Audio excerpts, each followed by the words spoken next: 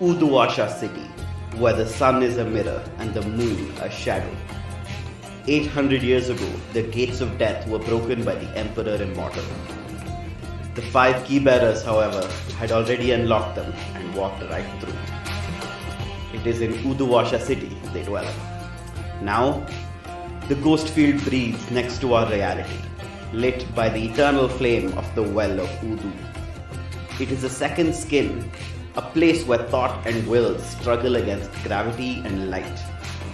In other places, the dead congregate in the ghost field, but in Uduasha, the well city, the hell city, they fall straight into the flames. See its glittering districts: Kshitijpur, where the rich plot to buy the horizon; Bunda West, where the refugees of 2 different nations flock; and Pasarhandu, the vertical maze of market and murder. And here is Udepat, where the ceaseless temple resides. Its inhabitants, a family, a snake, and a god. The temple has stood since before the gods of this world were forgotten. Watch as it turns the wheels of revolution. Welcome to Desperate Attune, an actual play podcast about people who take risks so they can survive against the odds.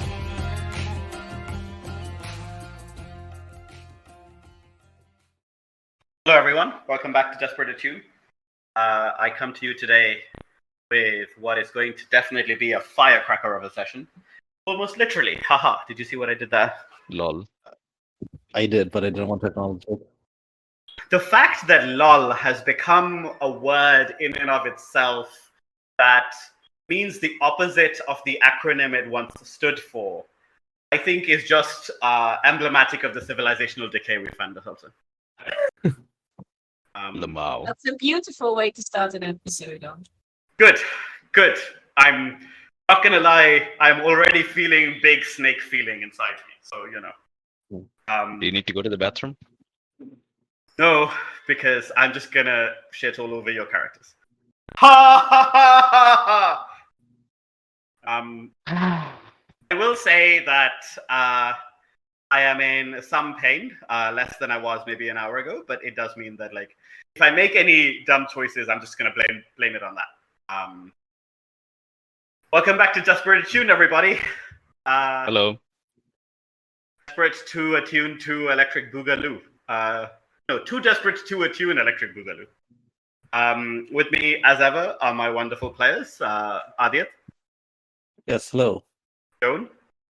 Emma! Oh my god, I hate myself. I thought to myself I shouldn't. I'll take both. Hello there. Hi, Emma. You know I love you and I don't mean anything by it, right? Because it's terrible. I do know this. Good, I'm glad. Zoheb? Hey, what's up? How you doing? I'm okay. And Prince? Well, hi. Oh my god. I didn't know we were doing silly intros. I would have said something more interesting then. Yes. Oh, I'm sorry. I mean, greetings. So, I will remind everyone just before my recap that the image we left on was... Well, the image that we left on 2 episodes ago was that Vickers had challenged the snake to a duel to the destruction. Presumably death is not a problem that the snake faces. And had told it that even if it thinks the vulture stood no chance against it, such was not true of Joan.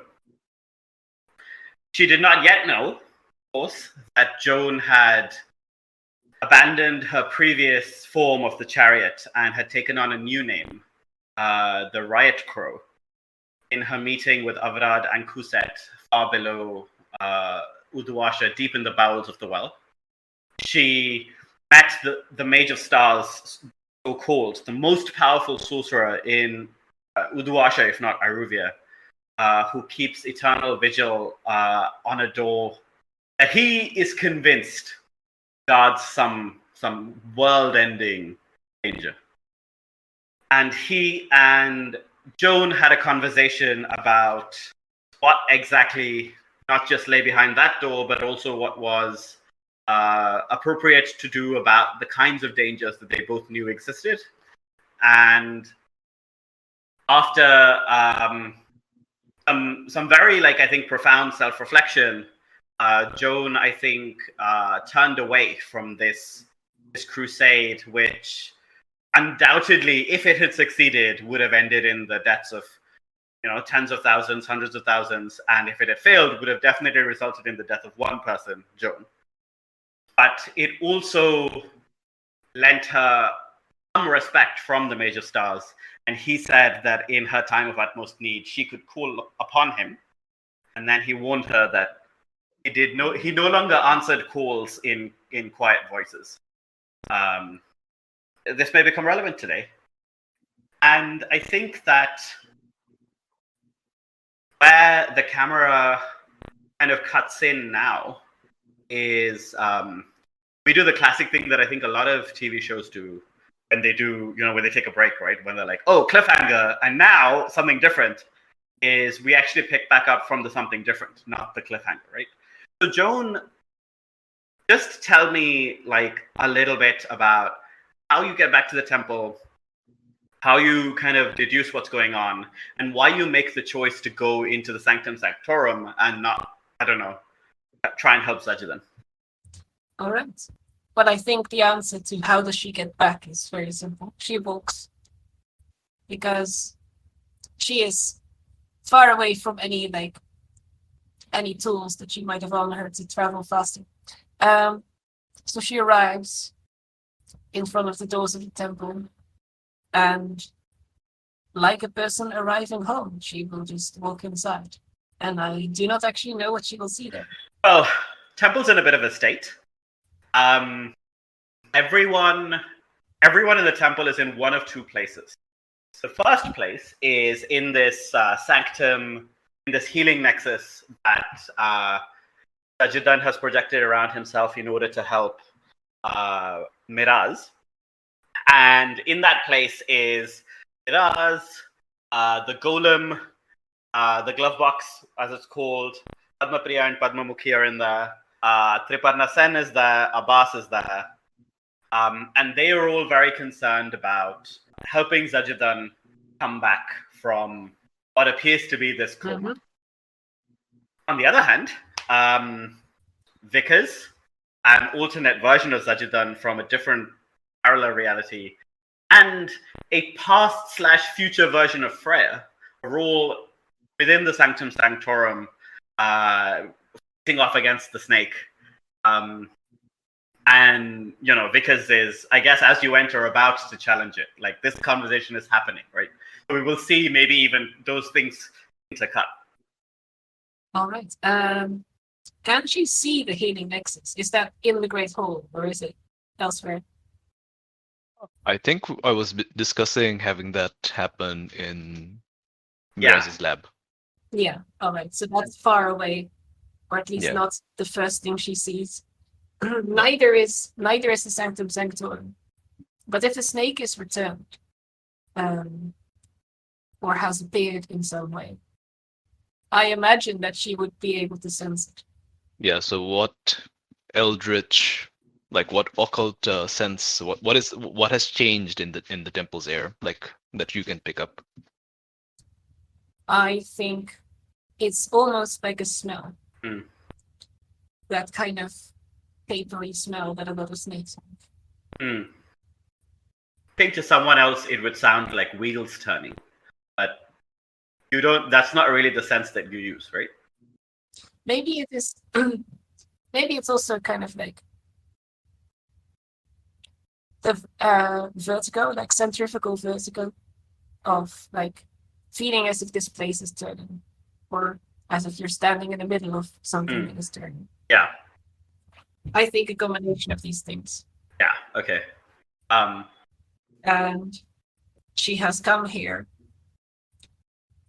having just spoken to the major stars about the serpent and about how it is an outflow of the flame that is perhaps more of an immediate danger than the flame itself. And it seems to her like now that conversation is falling into place more Mhm. than it did there, because apparently it is now returned, and it's the perfect time for her to go meet him. And so she will turn to the Sanctum Sanctorum and go inside. I don't know if she actually encounters Vickers there, or if they are in a Vickers and the ultimate version of Zajidan are in the ghost field somehow. Yes. Although I do think Vickers is kind of, summoning you. Somehow Vickers knew you would be here, right? Mhm. So maybe she is. I don't know exactly how this would work. Maybe she is calling to you in some way from the ghost field. It's a supernatural sense of solidarity, is what it is. Uh-huh. I Yeah. see. This- And I mean, I joke, but honestly, that sounds incredibly cool. But yeah, sorry, go on. Yeah, and also very concretely, whispers can just call Yeah, ghosts. true. Yeah. No, Vickers is not necessarily a whisper, but that ability exists, and she might be able to tap into. Yes. I am. I'm doing the reverse. I'm calling you into the Yes. ghost field. Yeah. Mm-hmm. And all of you have ghost echoes, like mechanically. Like fictionally, the ghost key is like how we've Mhm. used it. But yeah, Yes. absolutely. Mhm. Like it's say her name 3 times, and in a summoning circle, she will appear, right?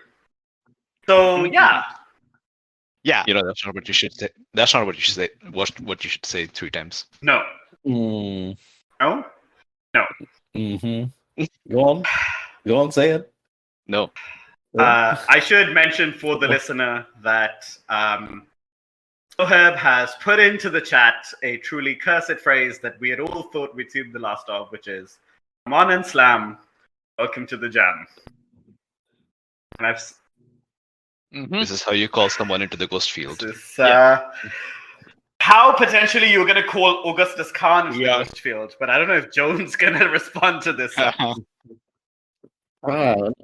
See, everyone has their personal calling, like their summoning spell. So what's Jones? Oh God. It is the jam religious lingo for Indeed. Yes. Yeah, that is a good question. How does one summon Joan? What is the good? Okay, well, Vickers has access to her past memories too now since the last session, so I suppose she can actually know some things about this. Yeah. So, yeah, I think I'm calling you. Like the call that you sense, right? Is not Vickers' voice. It is the emergency Yes. whistle of a train. There's a Nice. monster on the line. Yes, excellent. Yeah, if I could do that noise, I would do that noise, but I can't. Please imagine it on my behalf. Uh-huh. And I guess, Joan, you know exactly where it's coming from. It's coming from the Sanctum Sanctorum. You've been in there so many times. Yeah, Yeah. time to follow. And I think that, like, when you enter, so we've described it as the stepwell, right? And when Vickers descended, she found herself in this place summoned by the snake. When you come in, Joan, I think you don't see the stepwell as it has been, like, all of the times before, right? And I kind of it's very Elden Ring, but I think that it is, like, in some way upside down. It's like that tower in Elden Ring. I hate with a passion, but I do think it's very, like, well designed. Where, in fact, it seems like the snake is at the top of a pyramid, and Vickers and someone you recognize as Freya, and someone you recognize as Zajidan, but only, like, after, like, a couple of seconds, all below it, in that, like, below it on the pyramid looking up. I don't even think, by the way, this is how they are perceiving this. I think they are perceiving it very differently. This is how you are perceiving it in that place. And you know that the snake is so incredibly focused on Vickers right now that it has not noticed you yet, which is incredibly difficult to do. So Vickers must have really done something to annoy it. Yeah. All right. Well, we can't have a situation where my friends are about to be eaten by a snake, because I do very much feel like that's what's about to happen. Yes, yes, you are correct. Yes, Joan's impulse now would be to not to draw its attention away from them, but to like make herself known, both to them and to the snake. This is when Vickers says, "I know someone who can," right?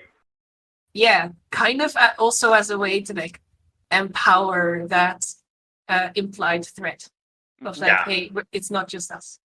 It's not just these two. So I think that like you appear and the snake, which is like incredibly unamused, sees you, Joan, and the full weight of its attention falls on you. I think that like you are perhaps the most apt person to try and resist this feeling, right? Yes. I think it is still an act of resistance because it is that authority that is cowing you into submission as you appear. It has not said a word to you. It doesn't respond, but you know, you can feel it telling you to kneel. All right. I will resist with resolve. I have a flaming silver lamp, so I do get +1 to resistance rolls. No, 100%. You should get at least 1 die fictionally, right? So I'm glad that the ability gives it to you, because otherwise I would have just been like, from everything that happened, if you just mark a Riot Crow, you should get an extra die. But I'm glad that the ability does it, so you can mark Riot Crow for something else. 6. 2, 6, 1. I mean, it's a 6. Snake makes you. It focuses its entire, well, not its entire yet. Let's be real. It's still the avatar of a god. You're still one person. Really tries to hammer you into the ground, and you just you just refuse, right? She takes a breath, and because the electroplasm in her lungs has been ignited by the fire in Skurlock's quarters, it like kind of the breath makes it glow up like a coal, being oxygenated. Incredible. I thought that the moment of your return would fill me with joy, that I would revel in seeing you again. I am sad to say it is not so.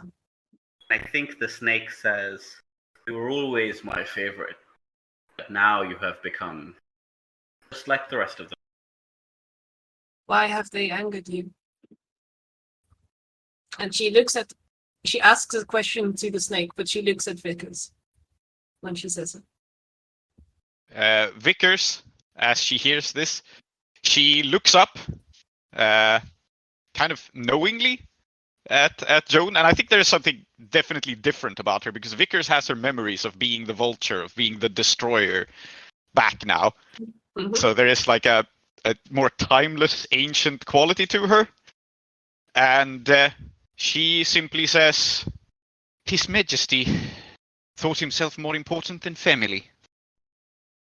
And yeah, you see the snake narrow its eyes at you, but it's not gonna. Why would a king bother to answer a peasant? I can answer that. His Majesty may be a king, but we are the Chakrabortis. The wheel turns for us. Excellent. And I think that this is so. There's going to be 2 things. I'm first going to start at 12 o'clock, which is going to be the wheel turns on the snake. Until you fill this clock, it's going to be a problem. And the second thing I'm going to do is make normally what one does is the clock that is going to hit the players is like only 4 ticks long, because you're like, haha, fuck yourself. But A, Joan has done a hilarious amount of work here, and B, so has Vickers. So it's going to be a 6 clock. And I think the 6 clock is just going to be called reset, because if the 6 clock ever fills, and I'm happy for the Chakrabortis because the wheel turns for them to tell me, but either all of your progress on the 12 clock disappears, or it acts against you and immediately someone will suffer level 4 harm. Right? And this doesn't mean that like other level 4 harm won't happen. It's just that like these time powers that the has is very capable of completely negating all of the progress that you've made, which is why you should never let that clock fill in a very real way, right? I think what happens is that if the clock fills, one of us is replaced with a version of ourselves that is allied with the snake. I don't know why I bother saying things, because I just need to open my mouth and then my players will just do it for me. This is great. Yes, that is what happens. That is how you play this game. It is how you play this game. Yes. So I think you feel this. You feel the snake say, the wheel turns for you. It turns because of me. And you hear the rattle as it coils and prepares to strike. And now we are going to cut out, because unfortunately this is not the only problem all of you have, right? So Freya overindulged her vice role. We didn't bother putting it on screen because it wasn't super interesting. But as a result of the overindulgence, I think that what will happen is that we see the Inspector Constance Constable, whose imperial mandate has been to try and track her down. We see what she's been up to for the last few days. Now, the royal Johannes Sophie, who had been like genuinely very seriously mauled, right? Like they had suffered a profound injury to their spirit. And like, though you had saved them and their sister, to be honest, their sister has spent most of her time taking care of them in Abithab's hospital. That's why she had just not been around, right? But I think that the Inspector Constance Constable, who is diligent, who follows every single lead, has found them at the hospital. And unfortunately, I don't know if any of you necessarily noticed that Maud has been around less and less and less. It's because the inspector's been taking up more and more and more of her time, and she doesn't want to make more trouble for you because you're going through a lot, right? And now what is going to happen is that the three of them are going to come back to the temple. We see Johannes in a wheelchair. I think Sophie is pushing them up these streets. Uduwasha, by the way, I think some of it very, wheelchair accessible, some of it very wheelchair inaccessible. I think Udaipur is one of the places that's more accessible. But they are doing this because we see Constable walking with them. She's got a warrant, and in the face of an imperial warrant, none may say a word. And unfortunately for you, not only does she go into the temple, nobody there, and Sophie is calling Sophie. Maud is forced to say something like, "Well, maybe they're all out," and in fact, it's like, "There's no way that's true," and they are now like heading to the lab. They will appear in about a second. But before that, let's look at what is actually happening in the lab. We have this thing, this gizmo, this was it spirit transfusion device? You hooked it up to yourself and the glove box. Yeah. Yeah, and there's also a candle to channel some of the spirits from the well into it as well. Yes, correct. I mean, I have no idea, but I would assume that if Constance Constable walked in, the least suspicious thing in this room would be the candle. Yes. You are not wrong. I'm sorry to tell you that the most suspicious thing is this weird golem thing that you packed into yourself. Something. Could be flaring wildly. You don't know that. Maybe it is. That this is a process. I have invented a machine that can reverse hollowing. Yes. And I have also, a candle onto it. Also, it's very important to remember that the glove box is stolen property, and she's going to write you up for that. Good luck. So there's multiple things happening here. Improper lab safety, stolen property, an illegal device that reverses a sacred ritual that is primal to the state religion, things like that. There's a few problems. No, I'm not one to decide what priority Constance Constable attaches to these problems, but I know that the important thing to remember is that Abbas is helping with the situation. good. Yes. Yes, Oh indeed. dear. Okay. Indeed. So, We did do the process. So like, what is the outcome? What happens? Right? So I think what is happening is that as you start this, the excess energy from your past and future shrine builder selves is being filtered through the glove box in some way and being put into your father, right? And in fact, it's really good that that your father has the field that kind of nullifies the shrine builder's influence, because it means that you can channel the energy without like transporting the personality, right? Because otherwise, I would imagine if you do this, the shrine builder just takes over your dad and goes, "Well, I'm two people now." So that's really useful. But I think that what is also happening is that as you like undergo this process, what you did was invent a machine that can do this. You didn't invent a machine that does it painlessly or without side effects, right? So I think that it is a role to see how little harm you take or how much you want, right? So like the thing here is, let's say risky standard, you can take level 2 harm in order to start the process on like a 6 clock, right? To get him back up. But it's very reasonable for you to say controlled limited, very reasonable to say desperate extreme, like all of the levers that you would want, you've got those things. And you can similarly like change the fiction, but like my imagination here is the machine does this. That is the incredible thing that you've managed, right? I've not yet done it in a way that like it's free. I think a resistance roll of some sort is the best way to mechanically Sure. figure out how bad it Yeah. is. As fortune roll, I mean. Yeah. A fortune roll using a resistance dice pool. In that case, it seems like resolve to me, because I don't think it's prowess. I can't be insight. I think it's resolve. It's about like just like gritting your teeth and getting through it through sheer force of will. I will invoke the ability Sacred Geometry, which gives me +1 die in pursuit of perfection. Because I think like Mira's, like even as he's putting this together, it's possible that that Shrine Builder would tell him, no, if you, I mean, at least make the circlet velvet lined, things like that. Make sure there's a comfy chair.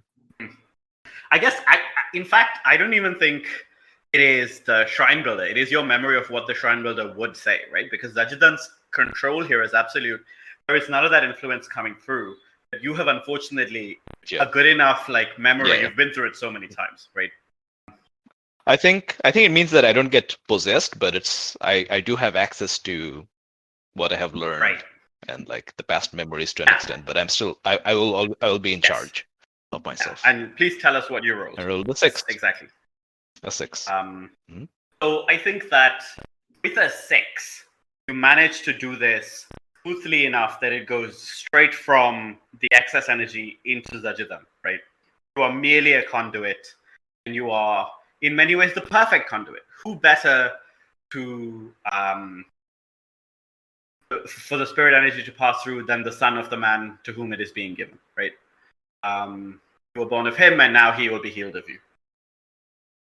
The other thing that the 6 will give you is that you will be able to see the door open and understand exactly what's going on, which is Imperial Inspector, dressed in her full regalia, enters the room, sees everything, and declares, "What in? I demand you halt immediately. Human experimentation. No such paperwork was filed." What's all this then? Yeah, it is. Hello. Like she sees this, and both Maud and Johannes are incredibly, because the other side of Maud not being around as much is that he has not seen Zajidan go down or any of this stuff. She's been so busy like worrying about this. It's the first time either of them have seen this either. So yeah, I think that the inspector turns up, demands that you stop, and if you don't stop, we'll do something else. In her mind, if you don't stop, actions will be taken. Triparna Sen is unperturbed. She's just doing her monitoring impressive results, right? Whatever. Oh, well, I'm here, and so stop right. No, how dare you barge into our temple like this? Who are you? And I demand an explanation. He's seen you before, right? You guys had a Yeah, nice yeah, chat oh, yeah. about. Oh, You we've guys had a nice chat. chat about how she should use the full extent Oh, of yeah. her inspectorate powers to not take any bullshit from any Iruvians. That's true. Yes, indeed. Does she remember this? 1,000,000,000%. You think she forgets a name or a face? She's imperially trained to never do that. Abbas's advice is really paying off now. Yeah. Indeed. He's a great student. You only have to show her something once before she picks it up, And yeah, I mean, you need to do something right now, or she is going to add a weapon and use it. Okay. But before we do anything, just so that I'm super clear. Mhm. So we have done the process. The life force has been transferred into Zajidan, and nothing seems to have happened yet, right? No, to some extent, I think this is because on the other side, this is being explicitly interfered with, and we know this. So I don't want to give you this success, and then we have to see on both sides, right? So Yeah, I a just- battle I- rages in his soul. Yeah, Is what that's is fine. happening. I just want to know what Miraz sees. He sees nothing happens, I think right? and this defies explanation. This should work. All the Right. theory suggests it, and you're a genius in this way, right? So Okay, so I tear all the shit off my head. And normally, if an inspector walks in, I'd be like, blah, blah, blah, blah, blah, blah, blah, blah, blah, blah. Yes. But instead, I just ignore Constable and rush towards Ajidan and try to shake him and kind of Father, Baba, are you in there? Wake up! It's okay now. It worked. It must have worked. Did it work? So no response really. You appear to be shaking He's breathing, not dead. You appear to be shaking someone who is alive only physically. And I think Padmapriya is going to rush to you and say, "Don't shake him so hard." And then Padmamukhi, by the way, Abbas, if you do nothing now, Padmamukhi is going to try something and she will get shot. She's an expert. She will get shot. Yeah, by the inspector, because the inspector's not going to take any shit. And Padmamukhi is an expert ritualist type. She's not an expert bullet stopper. Yeah, I think okay. So, Inspector, please, this is a very delicate medical operation that you're interrupting right now. Yes. Okay, we are all here. We're not going anywhere. Just stay where you are. Give us just a few minutes.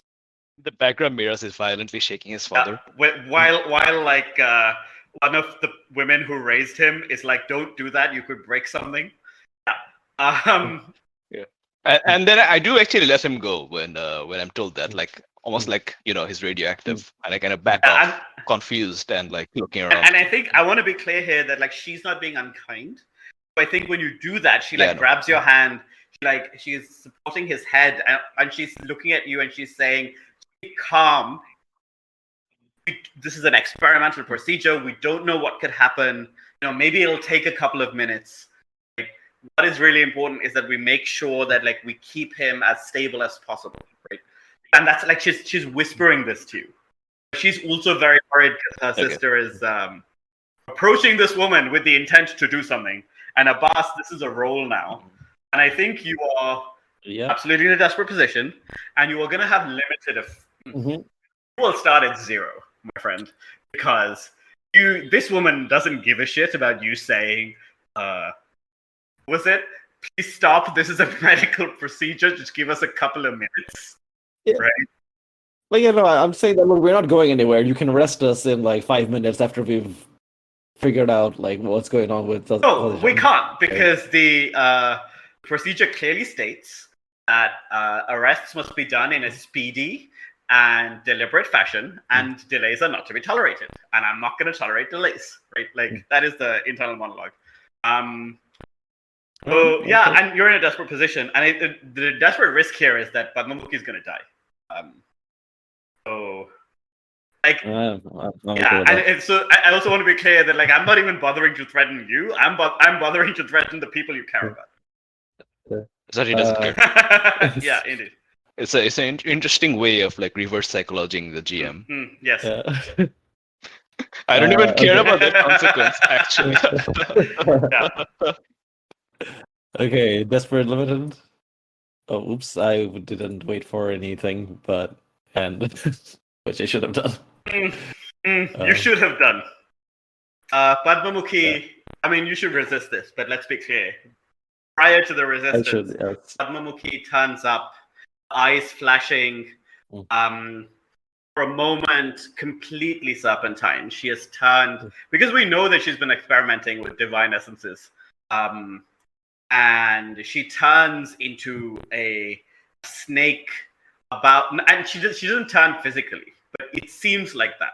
Whip smart, about to like sink her fangs into the inspector, and she very calmly, the inspector I mean, pulls out her pistol and shoots her in the head. What are you doing to resist this? Mhm. I mean, I've got to stop Alapana somehow, right? From like doing the thing that she's doing, and I don't know what. Like maybe just tackle her to the ground, maybe. Okay, yeah. Like no, don't do it. Mr. President. Yeah, get down. Get down. Yeah, absolutely. And it seems like a prowess. It does seem like a prize. Okay. 1. Ooh, okay, that did not work at all. That is, yeah, okay. Goodbye, that's everyone. a trauma. Now, I will say, when you're 1 stress away from traumaing, it's almost good that you rolled a 1 to resist, because like, imagine all of that stress you might have taken otherwise. Now you don't. It's a trauma anyway, right? Great, well done. This is how you play Blades. I think that what happens is that you get in the way, you push her. She's incredibly well trained, and like, you know, an old man pushing her is not something that she is like unexpected. She knows that this could happen. I think what happens is that as you push her, you from behind her, you see Maud with this fire in her eyes, because she also was unwilling to let this happen. Right? And as you push her down and she's like swiftly readjusting, you know, taking another shot, what she's not expecting is that you've seen Maud and Maud has seen you, and the two of you are like, I'm not going to let this happen. Right? I think what does happen as a result is you'll take a level 2 harm as she like bashes you in the face, and B, I think that she's now like on the floor, but you cannot convince her, right? The reason that like the Esper Zero sway was still 0 is that if you had done some stuff, you could have gone up to standard, right? You have lost this opportunity. Like, she is not going to listen to anything you say, because one of you nearly tried to kill her, another one aided and abetted, a third, you know, like got in the way. Okay. I think in the background, Miraz is like, we need more power. And he's just kind of like walking around aimlessly, like in a complete it's like he has tunnel visioned on this thing. Mm-hmm. He has poured everything into this, and then it didn't work. And now he's kind of like in the sort of like shock phase of like, okay, how can we make this work? How can we make this work? And I don't think he's even noticed anything else that is actually happening in this room. I think that like as this is happening, Tripadna Sen was in this room. She was very unperturbed, right? And I think that like the second that Abbas got involved, then she became perturbed. I think that she is planning something, but I will admit that I'm not like such an incredibly good GM that I can keep track of all NPCs at all times. So what I'm going to do is use this moment to be like, don't worry about it. And I think, oh yeah, Tripadna's going to do this thing. It will have been it. That's the plan all along. Don't worry about it, right? Like she's planning that. She's like taking this opportunity. She's in a lab. She's a doctor. She knows like she knows some chemistry. Something's gonna happen, right?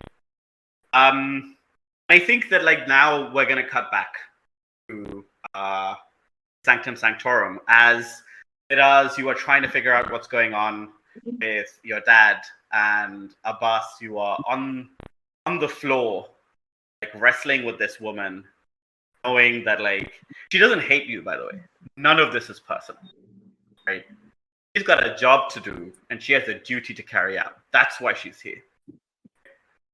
She's not here because she thinks she's better than you. She's not here because she thinks, I mean, she does think she's better than you, but she doesn't think that like Akarosis are better than Iruvians. You know, she doesn't think that there is a certain kind of like way of being that is superior to all others, except that she knows that you have to do the job. Right. Yeah. Very by the books. Yeah, absolutely. Like what is civilization if not that which holds like the chaos at bay? Right. That's kind of her. That's kind of her vibe. Okay, so I'm Joan. When you appear, this pyramid thing no longer. It's not there anymore. Right. Like it was like you were walking up it and then it disappeared. Now you were all floating in this void. As the death rattle kind of like sounds, I can't say the Zajidan from the alternate reality each time. I don't want to say Naklidan. So Zajidan's soul? I don't know. It's got a. I'm just gonna like Abbas. What is the childhood nickname? I think you can just say Zajidan because there's nothing else here. Yeah, Right? I guess. Yeah. Okay, fine, sure. But, I was gonna ask Abbas for like a childhood. Well, it's a good nickname. question. Yeah, but that's a good question. We should hear that answer. like childhood nickname that Abbas had for Zajan? Yeah. That wasn't like Bhaiya, right? Like It was just called it. it's like I'm wondering now he calls him Bhaiya because he's very like respectful and stuff. But like when you're 7 and he's 9, it might have been different. I don't know if the age gap is just 2 years, but you know what I mean, right? Like, Yeah, that's a good question. Let me. So my the only thing that's like the only thought that's in my head is that my dad calls his older brother Bonda. It doesn't mean it's anything, just but I can't think of Yeah, it. no, I think that's perfect though, right? It's that kind of thing where it's just Don't use that. No, I don't mean that. I mean it's like it's gonna be something like completely meaningless except that it came up in that way, right? Like we can just like pick 2 syllables and go with it. Just call him Zed. I'm gonna do it. Sure. Zed's dead, baby. One of my cousins calls her older brother Bhoot, which means ghost. She's been doing this since he was a child, and no one knows why. That's He's currently Terrifying. 23. that's yeah. Zed. Yes. In fact, actually, one sec, because it shouldn't be Z. It should be whatever the Urdu letter is. I don't have any Urdu anymore, so Zal. It'll be Zal. Yeah. So yeah, I think so. Zal will see this happen and come fully prepared. By the way, he had a day to prepare, and he's a hard man in it. He from his pack he withdraws a lightning hook, and this is a lightning hook that is blasphemy, I think, because he murdered wherever he was from. He murdered the shrine builder. I think this is a lightning hook made from whoever that shrine builder was, like the bones of that person. And it is intricately carved. And in his hands, it looks less like a hook and more like a sword. He brandishes it and murmurs like a couple of words underneath his breath. He knows he's here to do a job. He's gonna do the job, right? So that is like his key thing here. No fear, no hesitation. You gotta kill the thing. I'm gonna kill the thing, right? And he's just gonna go for it, right? So like periodically, I will also roll for him as if he were like making progress on this clock. but that's mostly because I think it is good to have some randomness there. But for him, he's always going to be in a desperate position, and he's a badass and doesn't give a shit about it. Mm-hmm. What are the rest of you doing? Okay. Yes. So Freya is also here. Yeah. Yes, but hasn't interacted yet. So I think the reason she hasn't interacted yet is that she kind of like fades in and out of reality. Here, like it's like an echo of her that is here, but I think like largely because Zal is probably here because he wants it more. It's like much more personal for him. Whereas for Freya, she's like connected to the temple, but it's not like, it's nowhere near the Chakrabortis, right? So she's only here periodically. So she kind of like fades in and out, but now she's kind of like, well, this is also an advantage, I guess. So now I think she kind of like emerges, and then the crown sort of, she emerges, and then like, so it's kind of like sometimes she's here, sometimes she's not. And when she's here, sometimes the crown is on her head and she looks regal, and sometimes she doesn't. She looks like in different variations. Right now she's got the crown on, and I think she's going to take the crown and she's going to hold it, and she's going to crush it in her hands and throw like and kind of like throw the shards at the snake. Okay. And the intention here is that I'm going to use a variation on Tempest to throw ice bolts at her at the snake. Excellent. Mm-hmm. Are you feel that's an attune? Yeah, no, it is an attune. I think you're right. So I was wondering whether there is a crown-related, interesting fictional texture here. But in fact, we already know that Freya's given that up, so it's not even necessarily interesting to see that. But yeah, okay. So desperate. Had 0 effect before your push. And the reason for this is that this is the avatar of a god that's made of fire, and you are throwing ice at it. I'm not just throwing ice at it. I'm throwing ice that used to be a crown. And we have established that king does not listen to peasants. But I am not a peasant. Yes. Correct. Desperate limited before the push. Okay. And yes, so I would push for standard. And is there anyone assisting me in this? Yeah, sure. I like assisting. So your idea is to do like a shotgun attack at the snake, right? Yeah. You know what? It's a snake. It moves around. We're still in this abstract void where we're fighting. I aim to switch that up. But for the moment, I think Vickers will just pin its tail with her huge spear. Nice. To hold it in place. Yes. So I'm assisting you by just holding it down with a spear. Excellent. All right. Let's do it. 6. Ooh. 1, 5, 4, 6. Yeah. Standard effect, that's 2 ticks.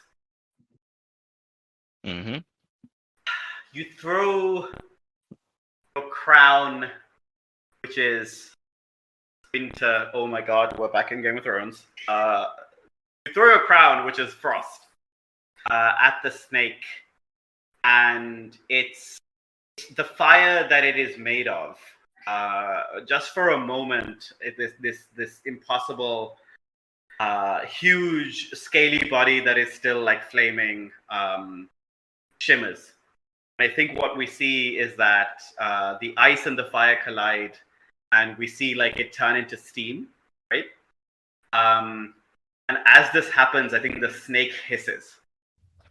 I think the snake says, "Another supplicant, other royal. You just as meaningless in this form as you are in every other. I will crush you." But, I mean, it says that. It has not crushed you yet. And I think Freya and this is what Freya says before she vanishes again. I am not meaningless. Ask for my name in Bundervest. Ask for my family here. Ask them my name. Ask them what I mean. What do you mean? Who knows you? Very good. I do want to say here that, can work on this clock through philosophy. I'm not gonna take that away from you. It may even be more effective than attacking it, right? But yeah, absolutely. Very good. I know, I'm going to work on this book Good. through philosophy. I am glad. Excellent. Yeah. Do you want to go next? Yeah. Uh-huh. I think Joan, perhaps uncharacteristically, is like not rushing in to ambush with violence. She is almost like kind of having her hands behind her back, as if she is philosophizing or like having a symposium discussion. Furrows her brow. The wheel turns because of you, you see. I have read that the wheel turns because it has always been turning. But stories of your emergence are in human memory. I have heard them from a mage, from ancient works.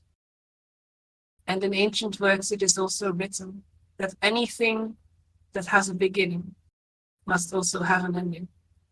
Yes! I just love it. And I think she's gonna attune and try to shake the ghost field to like make that more of a reality. And of course, she's saying this with the voice of the Kingfisher. Absolutely. Excellent. And I think this is by the way a great moment to, if you want. I don't know if it's the moment of your utmost need, right? You can call upon him now, if you want, or you can save it later. Man, I feel like I've mentioned him, so it would be a good moment. And also, we're fighting a god. The avatar of God. There's not going to be a moment of more need. So I think that automatically changes the position from desperate to ultra desperate. Sure. With more effect, of course. Wait, what? What was the beginning of that sentence? I said changing it up to evoke Avradam Kuset probably changes the position. You probably trade position for effect from desperate to whatever effect to ultra desperate and whatever effect. I mean, the hack that I really like for this is that you go from desperate to deadly. So yeah, I mean, let's do it. We can play a game however we like. Let's say this is really going to be one of the rare times I suspect in the session where you will start at even standard effect. But we're fictionally positioned perfectly for this. We're at standard. I think calling upon the major stars is a classic devil's bargain here. So it's going to give you a +1 die for sure. But it will also give you some fictional texture. And yeah, I mean, if you want to. Oh, the voice of the Kingfisher is a push because that's a voice of authority. So that I will push for effect. Yes, then you are a great effect. Okay, sorry. Let me do the maths again. Just give me a second. Let's say before you call upon him, you were at desperate. We're at desperate limited. Called upon this guy. You went to deadly standard. Then you pushed. You're at deadly great. Yeah. Okay, that's how it goes. And you are, remind me, you're trying to shape the world around the serpent now. No, well, the serpent is in my philosophizing. The serpent is part of the world. That's the very crux of this thing here, is that it's not a divinity itself that is above the world. It is exactly. Yeah, it is part of the world. Trying to attune to the ghost field because that's where we're in, the world we're in, trying to shape it to be true. I do have a procedural question though. So we said deadly standard for evoking Avradan Kuset, and then before the push, it's after the push, it's deadly great, right? Yes. But you're not just pushing; you're also invoking an ability. So you should be getting the abilities bonuses, and then you can decide what you want to do with your push, right? You're not wrong. Yes. So shouldn't you be a desperate grade or something by default before you decide what to do with the push? You can get extreme effect, or you can get +1. Well, no, you can't. Yeah, right. Because you already have a nose burger. No.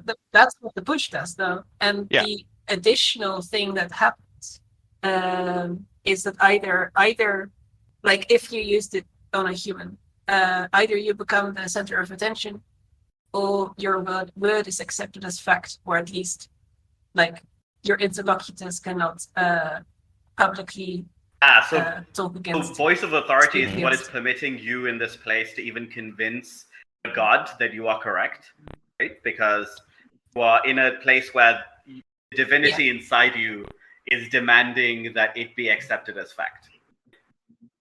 Okay. Yes. So the ability I allows think for so. it to happen in the first place. Okay, cool. Yes, We good. have established. I mean, this is important. I don't disagree. I'm glad we had this conversation. So you are now at Deadly Great. Deadly great. One bonus die from the Mhm. from the Devil's Bargain, because what does the fact that he arrives that Yeah, Major Stars so arrive also, well, that will probably also have some sort of consequence for us.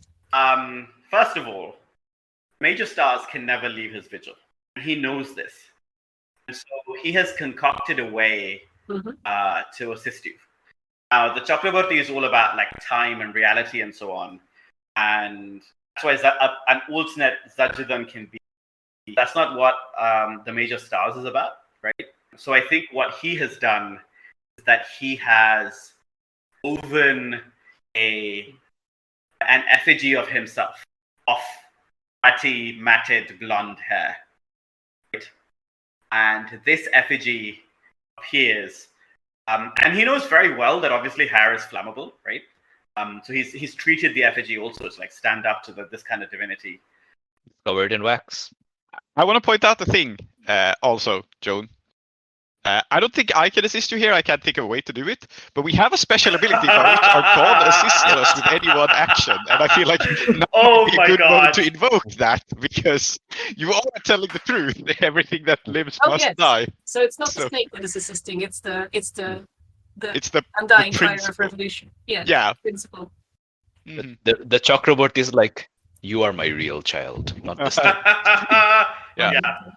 I mean, I think it makes sense to just take the divine assistance when you're invoking a principle, right? Absolutely. Yes, I will do that. We have this point, deadly attune, extreme effects, 5 dice. Oh man, let's see it.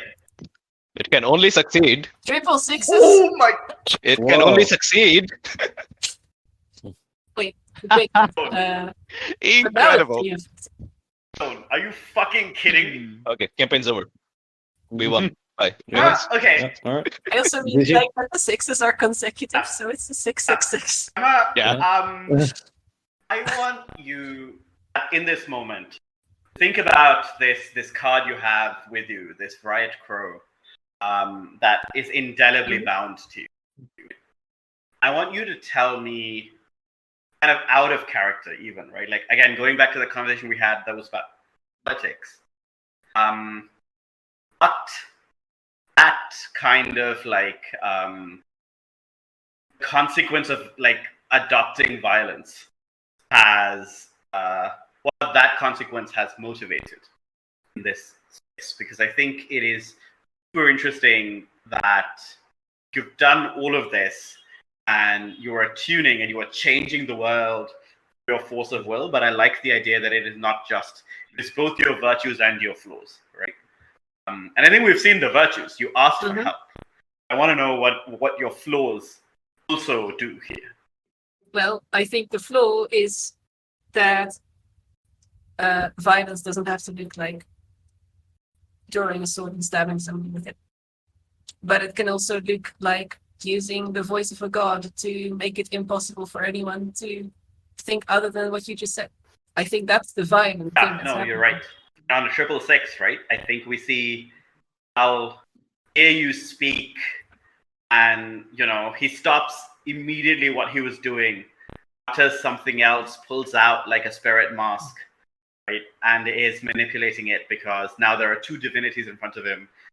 Still a badass. I think he's gonna be a badass forever, by the way. Like the more cool shit happens in front of him, the cooler he's gonna get, right? He'll never look back at an explosion. He's gonna take notice, right? He's gonna stop and be like, okay, this is what's happening. Who is this? Who is doing this? This is the alternate Zajidan, Zal. Yeah. I want to know how.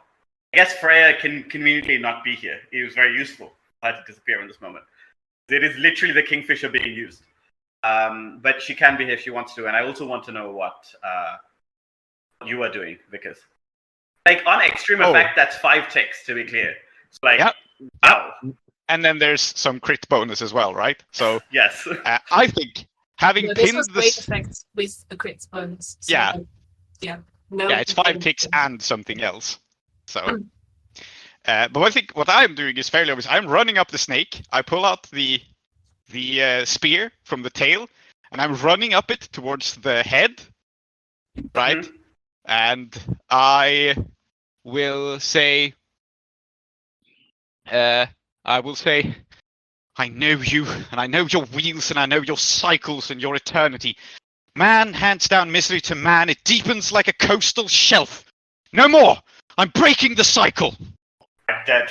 And I will jam the spear into its head. Excellent. And in this universe, the coastal shelf deepens forever. It deepens into the sky Yes. is the problem. And I'm going to wreck it by spearing it in the head, and I am breaking the cycle. Excellent. This is my goal.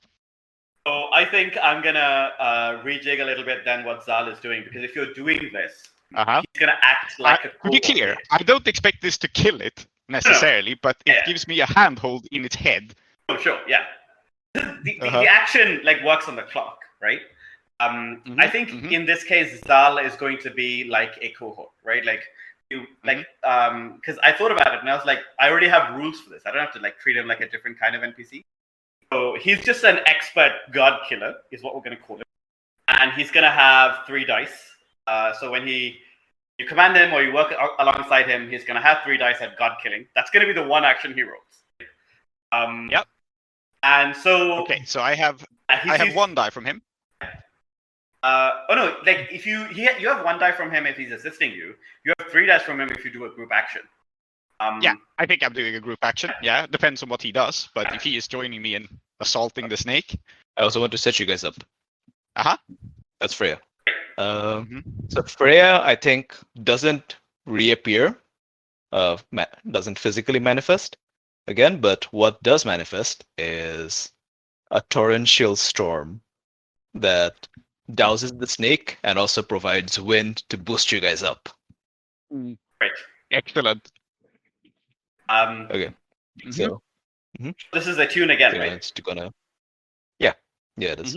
You're setting us up with Attune? Let me think. I mean, sorry, still in a desperate position, etc. But you can do this, and in fact, you're not even like working on the clock. You're just setting them up, right? So then it's standard effect. Yep. I think it'll have to be like limited going up to standard because you are still in its like literal influence. Right? So wait, I would have limited effect without Freya setting me up. Is what you're saying? You would have limited effect without Freya setting you up, and I think Freya is at limited before she uses her push, because the snake is still like a mighty enemy, right? Like you want to do something, you're gonna have to push against it. So Freya's at desperate limited, but ideally you should push to get to standard effect. And like the problem with the setup is like at limited, even if you succeed, what happens, etc. We'll see how that goes. So if you want the die, you can still take the die. I don't want to prescribe that to you. Okay, well, let's do the Freya setup first. So, I am pushing for effect, and because I'm pushing to do the thing, so I think I'll push for effect, and also I have 2 push abilities actually. I also have like a star, so there's suddenly a blinding light that accompanies all of this, which it doesn't do anything except everyone else looks really cool. Yeah, excellent. Thank you. Yeah. You'll never say that I don't make my friends look cool. I never say that. I only say you are too eager to get your own character skill. Please don't. There you go. 6. Whew. I mean, we are set I do up. want to say it is like there's a world here where you roll worse and you roll dead. But it turns out we are not in that world. Yep. Just Yeah, we're literally in a different timeline. Yep. Great. Excellent. Amazing. Okay. I have 2 things I want to do, and we'll see if they work out. Just flagging that. They are kind of in a row. But the first step is absolutely going to be to stick the spear in the snake's head. I think... so, I was just wondering what Zal is doing, and I think he is... he sees you, he intuits that you want to like pierce the snake's head.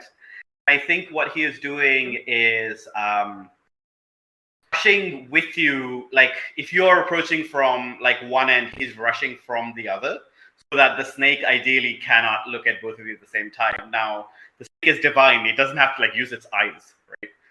But he's hoping to like coordinate perfectly with you in order to make this happen. Yep. Okay, cool. So I'm at Desperate Standard, and I'm pushing myself for a die and the Tiger's Fury, which is knocking my enemy back, down, or over, and that's going to tie into my next action. Okay. So I don't think it improves my effect right now, but I'm just flagging that I'm moving the snake by doing this. Sure, yeah. And that's like jamming the spear into its head and steering it. I mean, it's really So I'm important that you have the destroyer here, because that gives you the fictional permission to do this even to a snake, right? Yep. Yeah, go on. All right. So, Desperate Standard, 1 bonus die, and I think unless someone can assist me, I will just roll, and then I will roll 3 dice for Zal. Yeah. Yep. There we go. I have rolled. 5-3-1, still a 5. And it's a 4-3. 4 from Zal, so I take no extra stress, but I do take the Desperate Consequence. However, I succeed. So you tell me how you succeed, then we will talk about consequences. Yeah, I think I exactly. might protect you. Just like You can. Let me describe what I'm doing first, because I jam the spear in. This is, I guess, my standard effect, and I knock the snake down, which is specifically a thing I can do. And the reason I'm knocking it down is that we will now see Uduasha form around us, but this is a strange time dimension. It's not the Uduasha of present day.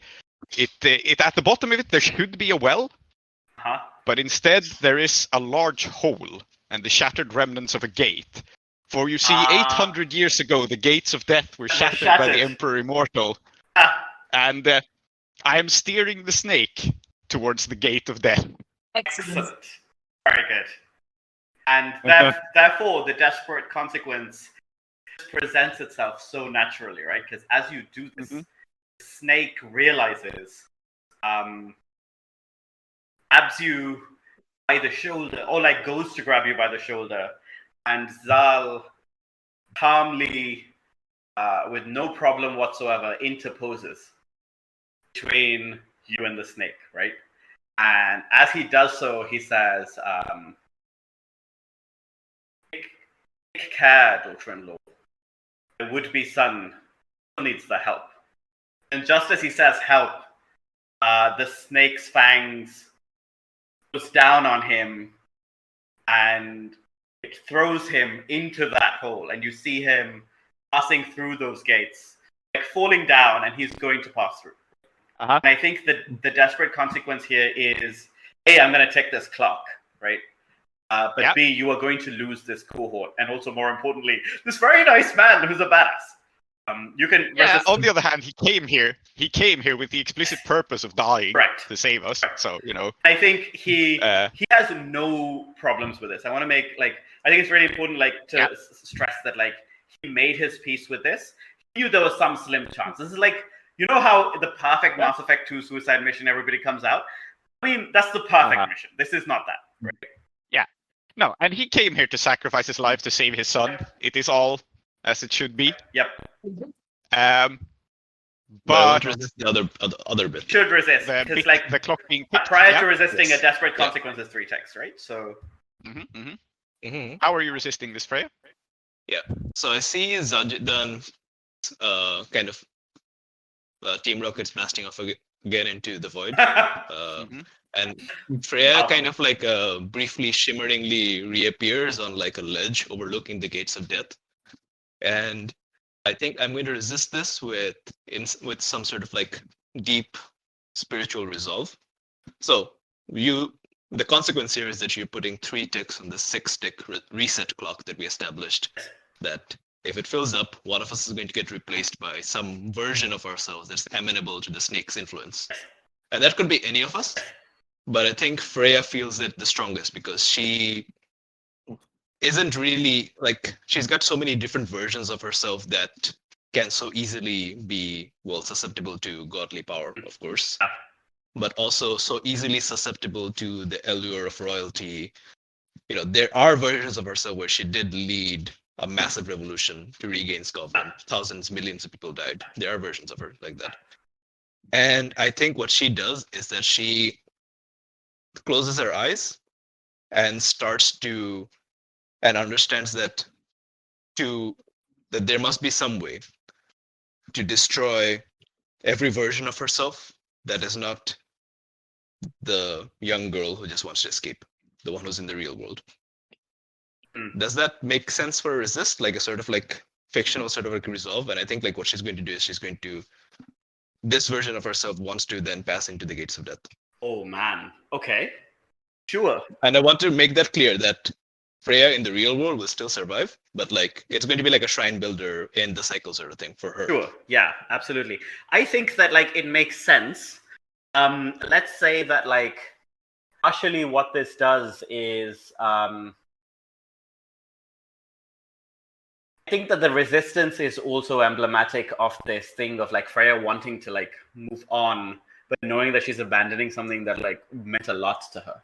That is the thing that you're sacrificing. I don't want it to like. I'm not a huge fan necessarily of people just. I know Zal just did this, but the kind of like self-destruction in order to protect other people is like really like a very common trope. I think that like it's self-destruction to protect herself.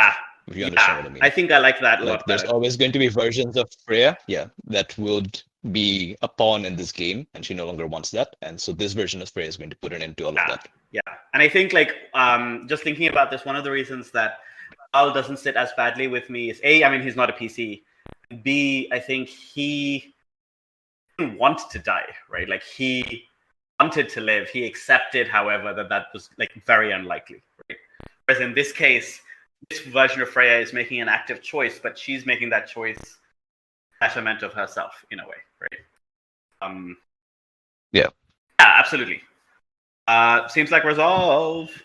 Yeah, seems like resolve. I think I'm going to interpret this as level 3 harm to myself, by which I mean I'm going to be incapacitated from doing anything else except like fulfilling the thing that I think I need to do. X. There should actually be one more dice there because I think this is spiritual harm, and we have an ability for that. Okay, if it had been another 6, you would have like healed the stress, which would have been incredible, right? Yeah. So I think like to be honest, my instinct here is to go very hard and say that like we're now at 2 ticks instead of 3. You can tell me if you feel that that's unfair because you are taking level 3 harm. But it feels to me.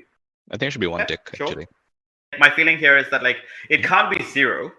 It's whether it should be 2 or 1, and I wanted to advocate for 2, and then like if you think it should be 1, that's fine for me.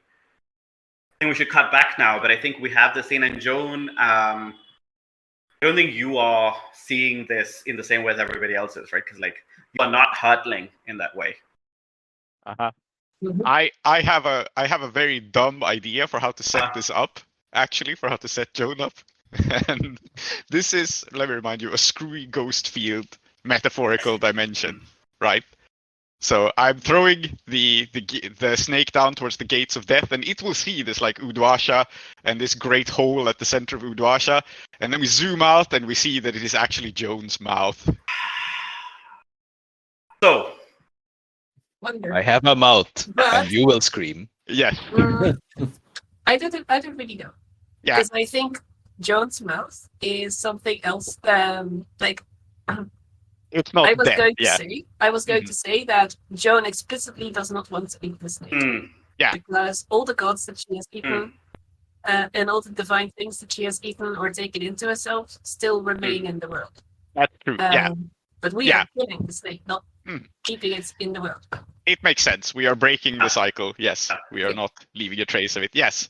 Okay. It was just a mental image I had in my head that I had to share. I think it's it's a very good image, and I do want to like snap back here because we've established that Zajidam's died on this end, and that's going to have an impact on that end, which is why I want to go back there. But I think it's useful to keep like something like that image in the mind, because when we come back, it would be very cool to have something like that happen. Aadiyat, is that your cat? That is my cat, yes. Say assalamu alaikum to Adi. Assalamu alaikum, Adi. He's walked. I said that and he just walked away. So. Kids these days. He's going through his teenage phase. Yeah. Indeed, as he has been since day one. It's a cat. What makes you expect he wants peace? Yeah. Yeah, that's very typical. He came in, he meowed at me, and then he walked away. So I guess he got what he wanted. Fair enough. Yeah. All right. Yeah. back to it, I guess. Indeed. We are on. We cut back to this room. The inspector is on the ground. Sophie has tried to tackle her. Not Sophie. Maud has tried to tackle her with some success. Abbas, you are on the ground with her. Yeah. Perhaps most importantly, as you are seeing your father, you are wondering what is going wrong. Padmapriya is looking at him and like with the same kind of urgency as you, right? Just being like, come back to us, come back to us. And this is the opposite side of that death rattle, which is that you see him breathe out that final like time. He doesn't open his eyes. You don't get like a way to like necessarily talk to each other, but because you are connected to him soul to soul and spirit to spirit, I think that like because Zal knew explicitly that like it was very likely that he was going to die, and if he intended to die, he intended to do it in a way that saved your life. There's a moment here for you to communicate with him. There is a moment here for you to. You are not communicating with Zal. You don't know him. He says he again, like he's done a lot of work here. You're going to communicate with that spirit of your father who made that choice to save your life. Okay, I have a moment for when this happens. Like I like this, but I think a few other things happen first. Oh, no, that's totally fine. The only thing I was going to say here is right now the way that communication is going to be is it's going to be very short. It's going to be like a single feeling, but I think you can and you should roll to make it more than that. I think you should like. There is a space here to make it more than that, but like the way that I'm thinking of this logic is he's spread really thin. There's so much stuff he was doing. This was very important. So were other things. So you should do that. But yeah. Okay, but he is dead now, right? I mean, Zal died. I don't think that like I think Vic has explicitly asked him to ensure that this would happen. I think he prepared that in that way. I think that like that is. Yeah. As a reminder, he dies and he is supposed to take the shrine builder with him, which I don't think has happened yet. So I think we're still kind of in the gates of death moment. Okay. If you guys don't mind me having the spotlight for a bit, let me quickly say what I do, and then that's totally fine. Tree, you can respond, and then you can be in that space for a bit. Okay, I think first stage that happens with Miraz is that it's Miraz. He doesn't get it. So he sees the dying breath and he looks at Padmapriya excitedly and says, "You see, he's breathing, he's moving. Quick!" And then he kind of like and then like he feels, he feels the thing that you described, and I think he knows what it is. Everyone does. I think it's like soul, like every human being understands deeply. Like if this were happened to them, they would understand it. And he gets it, but I think he's just going to pretend he doesn't get it, as he kind of like is trying to like, he's not like violently shaking Zajidan this time. He's kind of like just talking to him, trying to let him up. And then we hear the unmistakable sounds of bees approaching from every direction as they start like creeping into the laboratory. And I think that's when he gets it. And his immediate reaction is to kind of, he doesn't say anything. He just kind of like holds his father tight and tries to prevent any bees from getting onto his father. And I think in that moment where he's like tightly holding his father, I think then we can make the roll for like a deeper connection, transmuted through the physical touch. Absolutely. I also think that trying to prevent the bees from getting at a body. It's a desperate level action. Yeah. I think it's just to resist because like there's no success here, right? Or is there? Sure. Yeah, absolutely. Yeah. Let's say that like you're gonna take level 2 harm. Okay. Unless you resist, so you should resist. Yeah, I think that's fair. So that's prowess. Let me just should be prowess, yeah. And this would be physical harm, right? Yeah, physical harm. Yeah. Okay. Yeah, it's. Oof. I do trauma out, but that's fine. 2-1. Yeah. Okay, so in fact, if you trauma out, that's like, incredibly sad, heartbreaking. The chef's kiss on like the narrative arc. Yes, of course. And C, I think then like part of the being disconnected from the scene, is the fact that you've exited. You are in literally a different space. Plus, Miraz is not the only one who has heard the bees. Yeah. I think Padmamukhi shouts like it's not the cry of grief and rage, and nobody's like, I mean, you stopped her from being shot, which meant that she could actually do the thing that she wants to do. And what she's going to do in this moment is murder this inspector if she's permitted, right? And the inspector is incredibly competent. She's not fight off 3 people while on the ground competent, right?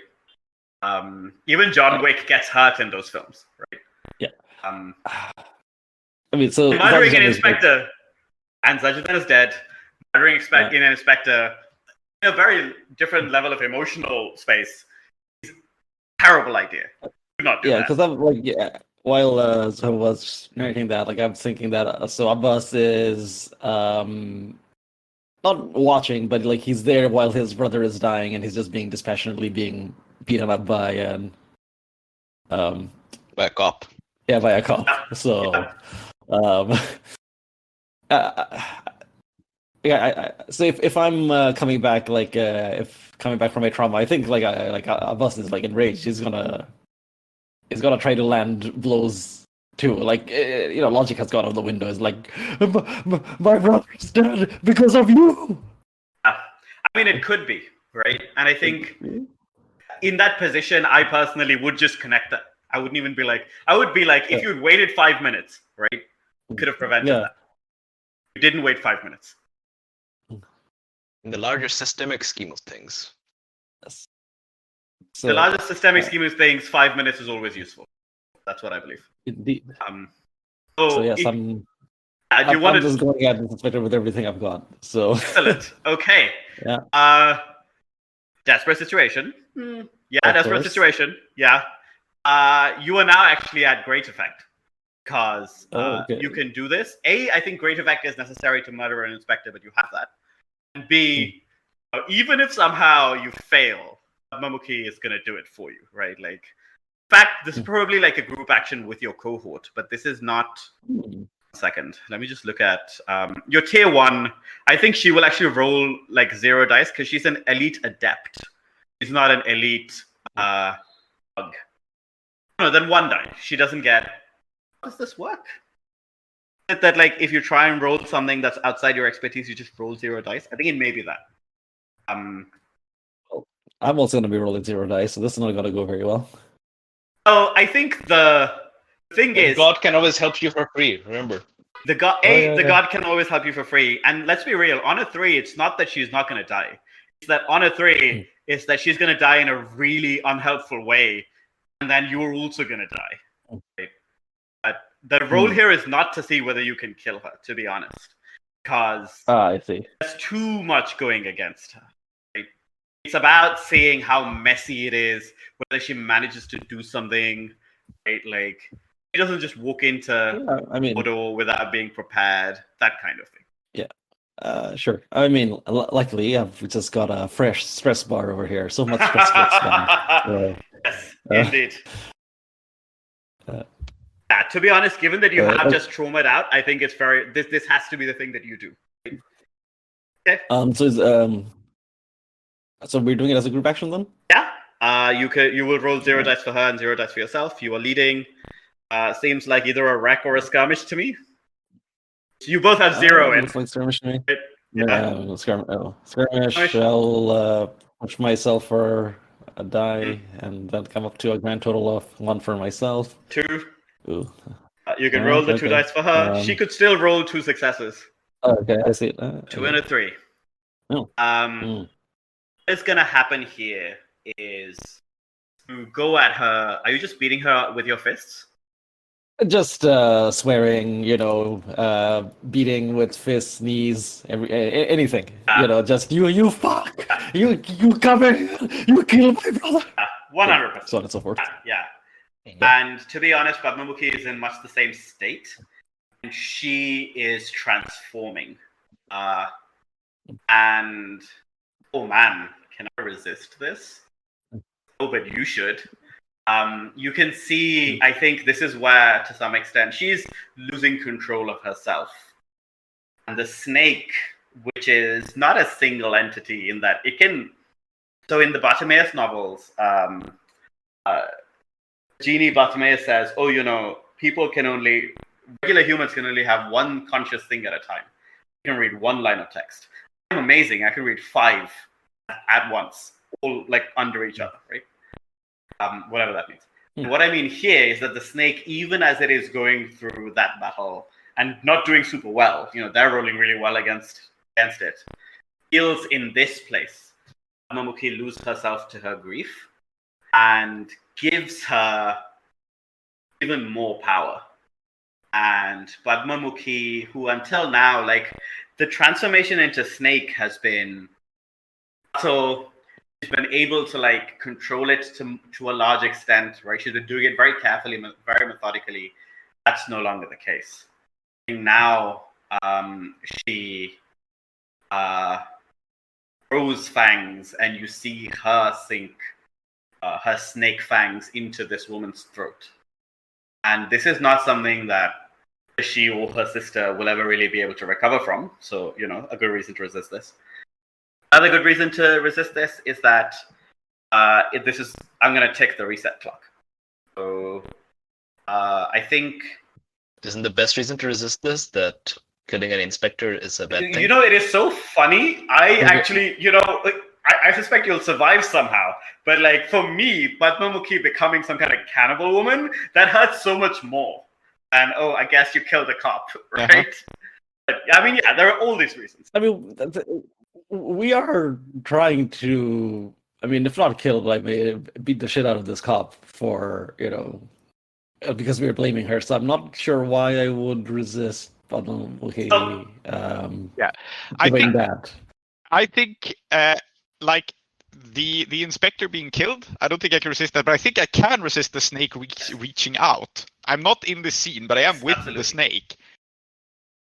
So I can probably, if you want, I can do. I don't know if there are several consequences here, but I think I can resist the part where the snake gets to do shit. Me, the 3 ticks for the desperate consequence are her transforming fully. To mitigate that, to mitigate the transformation, and so on. And that's consequence 1. Consequence 2 is the inspector dies in a messy fashion. And to some extent, like, because Abbas's solution, like, his intent was to murder her. Resisting that seems a bit, but if you want to do that, I think that's up to like how Aadiyat feels about the fiction. I think that's not possible. Abbas, are you okay with me resisting the snake getting to do shit? I think that's my question. Well, like Abbas isn't like necessarily wanting to kill the inspector. Yeah. It's just like Yeah. Like it's the most like. It's the closest thing for him to direct his grief and anger towards, right? So, then you can, yeah. Like, let's say that consequence 1 to resist is the absolute fuck murder of this inspector, and consequence 2 is the ticking of this clock via and fictionally, the transformation of Padmamukhi into like some kind of snake being. Okay. So, yeah, are you resisting killing the inspector then? No, I'm not really resisting killing the inspector, but I guess I wouldn't want Padmamukhi to be like a cannibal snake woman. So I guess that's what we're resisting. Okay, well, I can do the resist, I think. And I have the bodyguard ability, so I have +1 when I'm protecting someone else. Nice. Which I think that I am. I want to know, what does this look like on that end? I mean, I have to know, right? Like... Yeah, no, I think I sense the snake reaching out as I'm riding it towards the gates of death, right? And I think I will just tell it, like, in my commanding voice, like, oh no, you've meddled quite enough in the lives of others. That's what got you into this mess to begin with. And I am just going to tell it to stop. Yeah, excellent. I love this. Seems like resolve. No, well, insight says understanding. Maybe you are understanding here. Yeah, fair. I'll roll with insight then. I have a bonus dice though. You've got 3 dice in both. Yeah, So I have an extra. bonus dice in resolve, but it's fair. I take a stress. Oh, I see. Okay. Well, one stress. Yeah. Mhm. Okay. Yes, and I'm going to, Um, while I'm steering the snake towards death, sternly tell it to stop being such a meddlesome and annoying individual. Excellent. So I think in that case, I think the same way as we spoke about it earlier. Well, not taking level 3 harm. I think it's like down from 3 ticks to 2 ticks.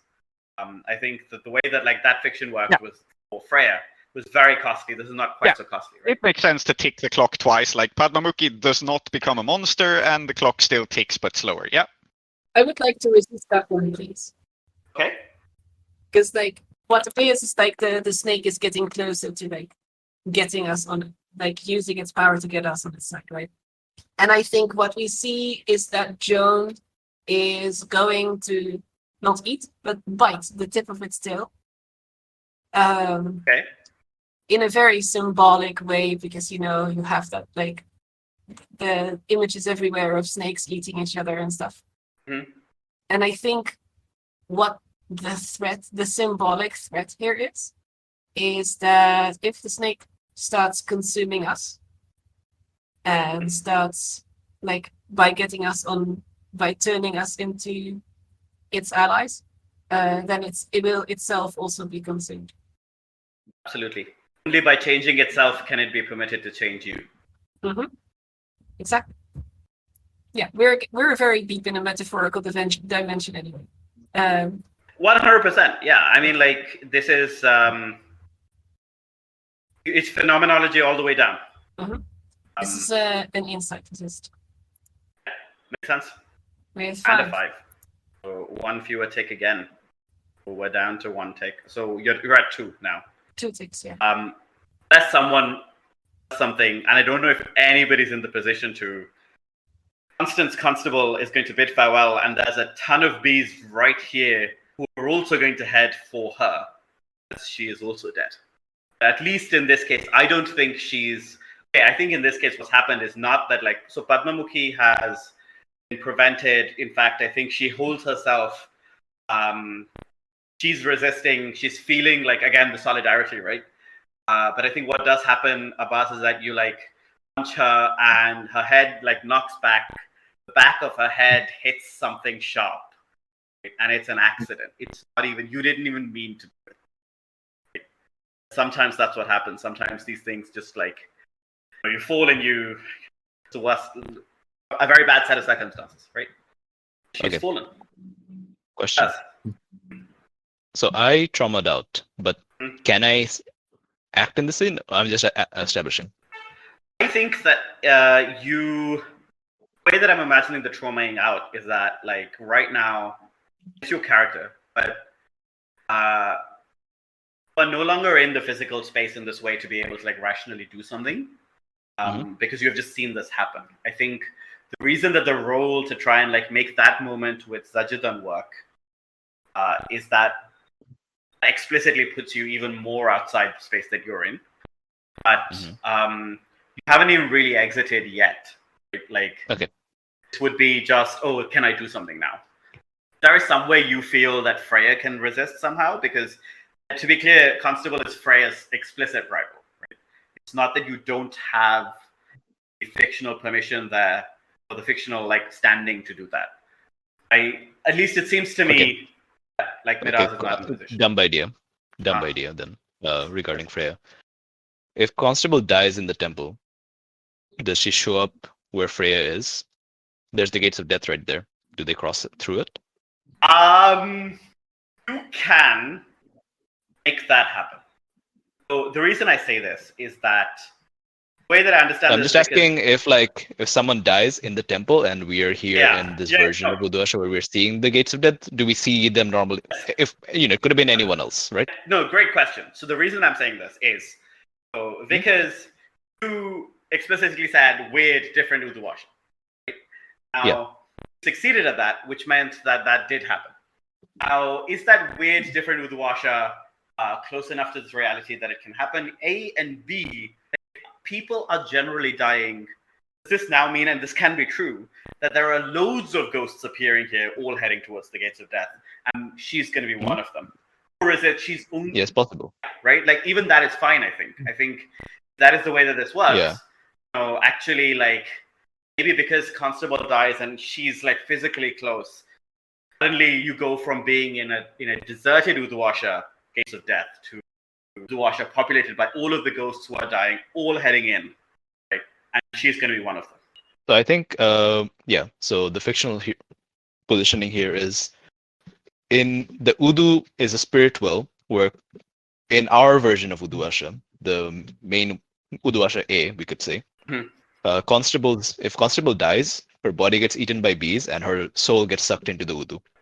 In Uduasha B, the other version, where the snake is, the Udu has been replaced by the Gates of Death. And in that version, Constable's ghost would go through the Gates of Death. It's the same thing is happening, but with a different fictional object as the locus. Oh, yeah. And I think Constable is the only one we see here, because I think the reason we see her is that she died in the temple. We don't see Zajidan because we already saw Zajidan die. Sure. In Uduasha B. Okay. Right? Yeah. So I think if Constable dies in Uduasha A, we see her walking, we see her flying, we see her soul flying into the Gates of Death in Uduasha B, and no one else. Makes sense to me. Makes sense. For now. Yeah. If someone else dies, we'll also see them. Yes, correct. Isn't that handy? Yeah. But anyway, so if she does, like, is she walking through calmly? Is she getting sucked in? Like, how does it work, do you think? What do I see? I think what you see is, and there's a couple of images that are very tempting, right? First one is in Pirates of the Caribbean 3. There is a scene where all of the dead are on these like little rowboats. They're sailing off, right? And they're very calm. But there's also, in the Disney version of Hercules, a massive writhing soul storm of the dead. And they are both so fun, right? So I haven't done a single paint the scene, I think, yet. Let's do that here, because I think it gives us a little texture, but also it's been very breakneck. It might be nice to like take a step back. Cool. So let's start with Aadiyat. That's What is the emotion on Constable's face when Freya sees her? so. I mean, for someone like this, it only has to like it can only be like if she's walking towards like Gates of Death, like it has to be like the kind of stoic kind of military funeral kind of expression, right? She did her duty. She died doing her duty. Yeah. Right. No regrets. Yeah. Emma, I think that the dead, when they fall into the Gates of Death, are transformed into the version of themselves that they most see themselves as. What difference do you think we see in Constable from the way that we've seen her alive in Uduasha? The version of themselves that they most see themselves as. So we know that Constable, that duty is one of the most important things to have. And that I think we see Constable not in the clothes that she was wearing and not in the style that she appeared, but like in the appearance and the uniform that was common 2 generations ago for people of her station. The bowler hat. And it gives her a certain old-fashioned stateliness. Yeah, absolutely. He was always a much bigger fan of the pattern 68 bowler hat than the pattern 92 bowler hat. Indeed. She's got a cape on. Prince. Like a chicken? Indeed. Prince. When someone walks through the Gates of Death, someone has to let them in. Who is her key bearer? Who is her key bearer? Who is like the psychopomp? Alright, so remind me, is she from Uduasha? She's not, right? She was assigned She was here. assigned here. She's from the Imperial City. She spent some time in Duskwall. She spent some time across she the came Empire. here. Yeah, she came here pretty recent. Okay, so we don't know who this is, but clearly Constable does, right? And this person is a very, very aged and grandfatherly looking man, and he comes kind of out of the gates of death. We're like falling and flying, right? And at first you would expect that a woman like this, it would be a spirit warden, that he would be wearing a mask, but he's not. He's a gondolier. He comes slowly paddling the gondola out. Yes, absolutely. I will tell you one more fact about him, which is that one of the hands that he uses to paddle it is horribly mangled and burned. Lastly, Klow. I think that in this place, and it is utter chaos, Constable pays no attention to you whatsoever. Freya, I should say, whatsoever. Determined as she is to walk through the gates of death. But I think that there is a sign that she may still be able to be sent back somehow. What is that sign? Because it's the gates of death that are final. Everything before that is not final. What is the sign of that lack of finality? This is going to sound very pretentious, but I'm going to go for it. Yeah, you should. As she's walking towards the gates of death, behind the Ashava mountains of Uduasha, the sun rises. Are you sure you didn't mean cheesy? Wow, pretentious. The sunrise. Wow, you just spent too much time. You spent too much time in academia, man. Yeah, it's kind of like, so the idea here is more like, be like implying that there's some sort of like, I don't know, greater destiny or whatever. No, absolutely. Yeah. And I think you see this, and Freya, because you're phasing in and out, you have both an advantage and a disadvantage. The advantage is that you are not caught in that terrible storm that the Snake and Joan and Vickers are all kind of like involved in. But the disadvantage is that you can't just go where you want. You have to like hope that you get to the right place, right? You appear to not have exactly the control that might be ideal. I presume you want to resist the death, but how are you doing this? I think before the how, let's establish the why, which is, okay, so none of us have any particular sympathy for this person beyond, I guess, like just general human camaraderie. But if an inspector is murdered in the temple by someone who works for the temple, and Abbas was beating her up, like you can get away with killing a blue coat, but there's no way you murder an imperial inspector and get away with it. This is every single one of us is going to jail and perhaps possibly also getting executed. I mean, it's the season finale, so Yeah, but like that's maybe not the I'm happy with that happens in the sense that we can't prevent it, but I think Freya understands this, and I think she doesn't want it to happen. Okay. So I think she interposes herself between the black-handed gondolier and Constable, and now that she's trying to divorce herself from like the Freya we know, right? So now I think like Constable sees the Imperial Queen like in front of the gates of death, like she's kind of transforming into the coalescence of the version that has to die. So she only sees this Covenant Queen, and I don't know if that makes Constable stop at all. Otherwise, I can do something to make her stop. It will make her stop, but I also think that you have a flash of insight here because you are royal. Like you have this like understanding of people who would be subservient to you, and I think you see that the gondolier does not want to take her through. And if you step between him and her, he will, and force her to look at you, he will not continue to proceed and drag her. He will wait. And that would also give her pause. I think it's two things. I think first, if you resist, doesn't go through the gates of that, she's here. That doesn't mean that she goes straight back. I think you have to do something else to make her go straight back also. You're mitigating the consequence, right? Like you're making it possible for her to stay alive, not necessarily like completely negating the fact that Abbas like did this and then she, like all of that stuff happened.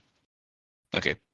I think Freya will stand in front of the inspector and say, Have you been dismissed from your duty? My duty is to serve till the end of my life. And have you reached the end of your life? From behind you, I think the gondolier says, come on, Constance. Can't be kidding, right? You have to be kidding right now. Go back, you stupid woman. And this may be where you should roll the resistance. And I think... But no, go on. Yeah. Yeah. Yeah. Yeah, I'm going to roll the resistance first and see. Yeah. Lol. Double sixes. Wow. So, civilization is not only coming to an end, but also Constance Constable is very clear that acronyms must be enunciated correctly. So if you want to say them, you should say them LMAO. Right. LMAO. I mean, if she's dying, we must respect her wishes. But also, she's not dying, so then we don't have to. Yeah. So I think I'm going to hold her by the shoulder, and I'm going to say, and I'm going to point at the snake. And I say, what do you see there? I think she looks up, and it's really good that we're in deep metaphorical territory, because like most people can be falling at 1,000,000 miles an hour and yet be infinitely far away from where they're going, right? She looks up and she says, Ollie, fight against the natural order. Who is fighting against the natural order? And she looks up and says, it's to be a housewife, a railjack. Oh, sorry, I didn't realize that the serpent was saying. I think you... No, yeah. So no, I did say constable, because you were speaking to constable, right? Yeah, and constable is now the two of them. Yeah. Now the serpent is responding. Okay. This housewife, what is her name? Yeah, she's never going to forget. So she will say, Victoria Evangeline, Chakraborty, E. Ashcroft. Heir to the Ashcroft name of Elysia, of noble blood. What is your duty, Inspector? You should roll here, because yes, absolutely, this can work, right? You can convince her that the duty is to turn around and help that woman and hopefully walk back into the world, right? But there's a roll. There is risk. So, yeah, that is my gambit. Absolutely. Risky standard. And I should, again, I think, mention here that, like, I don't know if Zoheb is feeling this, but what is happening is that, so Constable is a PC campaign that Zoheb played earlier, and the Gondolier is my PC from that same campaign, cast in a very different style. And so being able to save Constable here is giving me loads of feelings, even though it doesn't really, like, make any sense in this campaign, because we barely knew her.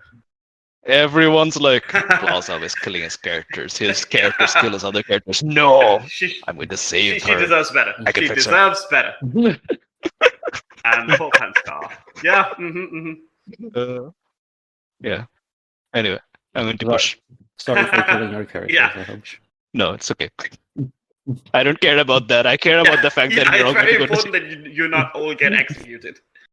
I am not emotionally attached to the lives of any of my characters, unfortunately. God Princess. Okay. Risky. Yeah. Yes. Risky standard. I'm going to put myself for an extra dice. 4. 4 and 4. Does my level 3 harm must pass through the door come in here? I think that the Gondolier will look up and say, hold. Oh, she's exactly right thing, you said it, and like I think you can see her, like the wheels are turning. And then I think he says, it's gonna be a lot easier if I take someone back through. If it's not her, it would have to be you. Take it to Scotland, please, I say, with a smile. Laughs, looks down in a little satchel, pulls out a ticket that has nothing written on it, and then he writes on it with a little pen, and he says, admit one, hands it to you. And he says, I've been to Scotland. It's fun. And then I think he looks at Constable and says, he says, Go gentle, Constable. Don't you fucking dare. And yeah, he will get you on his gondola. He will start, pulling back, and see her turn around and let out a sigh of like tiredness. Like it's like, it's not that she enjoys the duty all the time necessarily, but she's filled with an iron-hat conviction of that's what you have to do. The job is the job, and the duty is the duty, and that's what keeps the chaos at bay, right? And she knows that the duty is to save the heir of the Ashcrofts, because if she dies, the Empire is seriously at risk. And that's what she believes anyway. We will see her turn around. Mhm. And again, so lucky that we live in this metaphorical place, because now she is falling along with you, the serpent. And we have now, I think, effectively cut back to the side, so we'll stick there. Because you see, Constance is like familiar to you, right? But wait. I mean, like, have you Constable seen her is before, or familiar do you reckon you've never seen her before? Because, like, you have, like, oh, no, you haven't. Yeah. No, I don't. I mean, she's appeared in the scores that Vickers has been in, but I don't think Vickers has any idea who this woman is. In that case. Yeah. That's why I was taken aback by the the question. Yeah, no right? I worries. was like, wait, do I know her? But I think then you see a woman dressed in an old-fashioned inspector's costume, kind of thing that your dad used to say, that's when people had style. Mm-hmm. And she is falling. You see Zajudan, by the way, like falling, like Zal being thrown down into the gates of death. I suspect that in a second, that gondolier will like take him as well. And we see this woman turn up and look at the snake, look at the spear, and say, "This area does not have a permit, I don't think, for an animal of this size." You feel like she's almost making a joke. Something that we would normally associate with her. I mean, I'm still wrestling with this thing. I'm on its head, holding on to the spear, like this, twisting and coiling. And I think Vickers will look up as he says this thing about the permit, and he says, "Oh, sorry, you will have to talk to my husband about that. He handles all the paperwork, bless him." And you're very lucky that she doesn't know. I mean, like, she knows you're Victoria Evangeline and who your husband is, right? But she's not gonna. So she says, I suppose the only way to do that is to return to from whence we came. I mean, what is the plan here exactly? I'm sure you'll find all the paperwork is in order. Whatever Miraz is up to, it's all perfectly legal. It may look suspicious, but he will have filed everything correctly. And I think that is actually true. Like, whatever this weird contraption that Miraz has built, it may be that the device itself is illegal, but I think given how conscientious he is, probably all the components apart from the glove secured. box, which has been theft. So Part of why I was so stressed. Yes. Part of why I was so stressed is not just that I was putting it all together, but I was also doing all the documentation as I was doing it at the same time. Yeah. Exactly. So I'm setting this up for this all to be resolved as a big misunderstanding. The glove While box is wrestling the a only snake. part of this machine that is not that will not be filed in your taxes. Yeah. The joke is, as everyone knows, this is exactly what I do in real life. Well, so does she say anything else to me after she questions me about the paperwork? She will say, get this sorted out after we do this, shall we? But I'm very conscientious, and simply because you are a noble and I am oath sworn to ensure your protection does not mean I will give you any lenience. I think what is happening here is that she does recognize that, like, this is not a negotiation that can happen right now while the snake is attempting to murder you.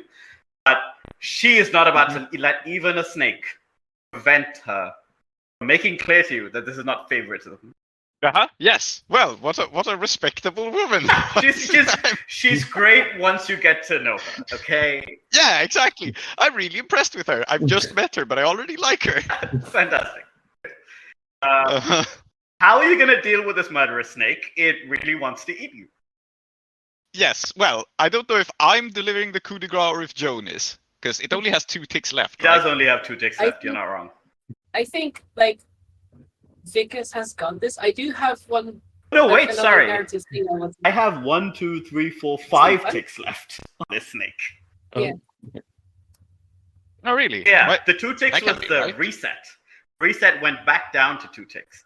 Yeah, but I got a success at driving it towards the gates of death. Did that not tick the thing? Oh, maybe I didn't tick that. Wait 1 second. Yes, no, you are correct. And it's a standard effect, so it's +2. You're 3 ticks away. Okay, 3 ticks away. Okay, My cool. bad. You can do your thing first then, Joan, if you have another narrative beat to deal with, Yes. and I'll wrestle the snake, I guess. Because I think Joan has perfect confidence in Vickers' ability to like steer a giant murderous god snake into the gate of death, Hmm. into the correct hole. But the gates of death are shattered, and we saw that these are shattered too. And of course, we can't have the snake thrown into the gates of death and then immediately climb back out as a ghost snake. So what Joan is going to do is she is going to do a little warding ritual that she learned long ago as a real jack, where she stabs the snake with a knife to take some of its blood, and she is going to use that blood to bind her spirit bane charm to it, and then jump off to hang the spirit bane charm on the gates to effectively shut them specifically to the snake. Okay. So Excellent. the snake won't pass through the gates of death. It's just going to crumple against them. No. She's gonna close the door behind him. Ah, okay. Yeah. Excellent. Okay. There seems like 2 actions, I'm not going to lie. It's a lot, but it could be 1 action if it's a group action. Well, All right. I haven't thrown the snake in yet. Oh. I feel like what you are doing is just setting me up by like strengthening the gates. Yeah, sure. I'm preparing the ritual so that Yeah. once feel it's like- in, it's Mhm. done. Yeah, it's kind of a setup action. I don't have to wrestle it in. I just kind of have to throw it in, and then the ritual will take care of the rest. Yes. Makes sense. Okay, so So okay, let's frame it as a setup action. let's say that Mhm. I'm gonna have to push here because the ritual can work, but you are only a limited effect because it's not designed to work on God. Yep, that makes sense. So I think desperate limited, and I think that if you like, hey, tell me something about this ritual, which is like normally like all the rituals are weird and shit, right? Like, and we don't really have time to like go into it. And also, technically, you need the ability, but I'm not really worried about that. The only thing I want to know is, what weird thing does it normally cost you? Ooh. I think normally this is like you put it on a place to ward a ghost. I think normally you are binding your own spirit to it as well, your own intent to it. Oh man, okay. And the intent that you do means that you can't go very far away from the spirit. Yeah. Otherwise, it doesn't Doesn't work. work. Yeah. anymore. Yeah. I think in this case, and this is particularly costly to you, right? Is that you appear to be binding yourself in some way to this snake.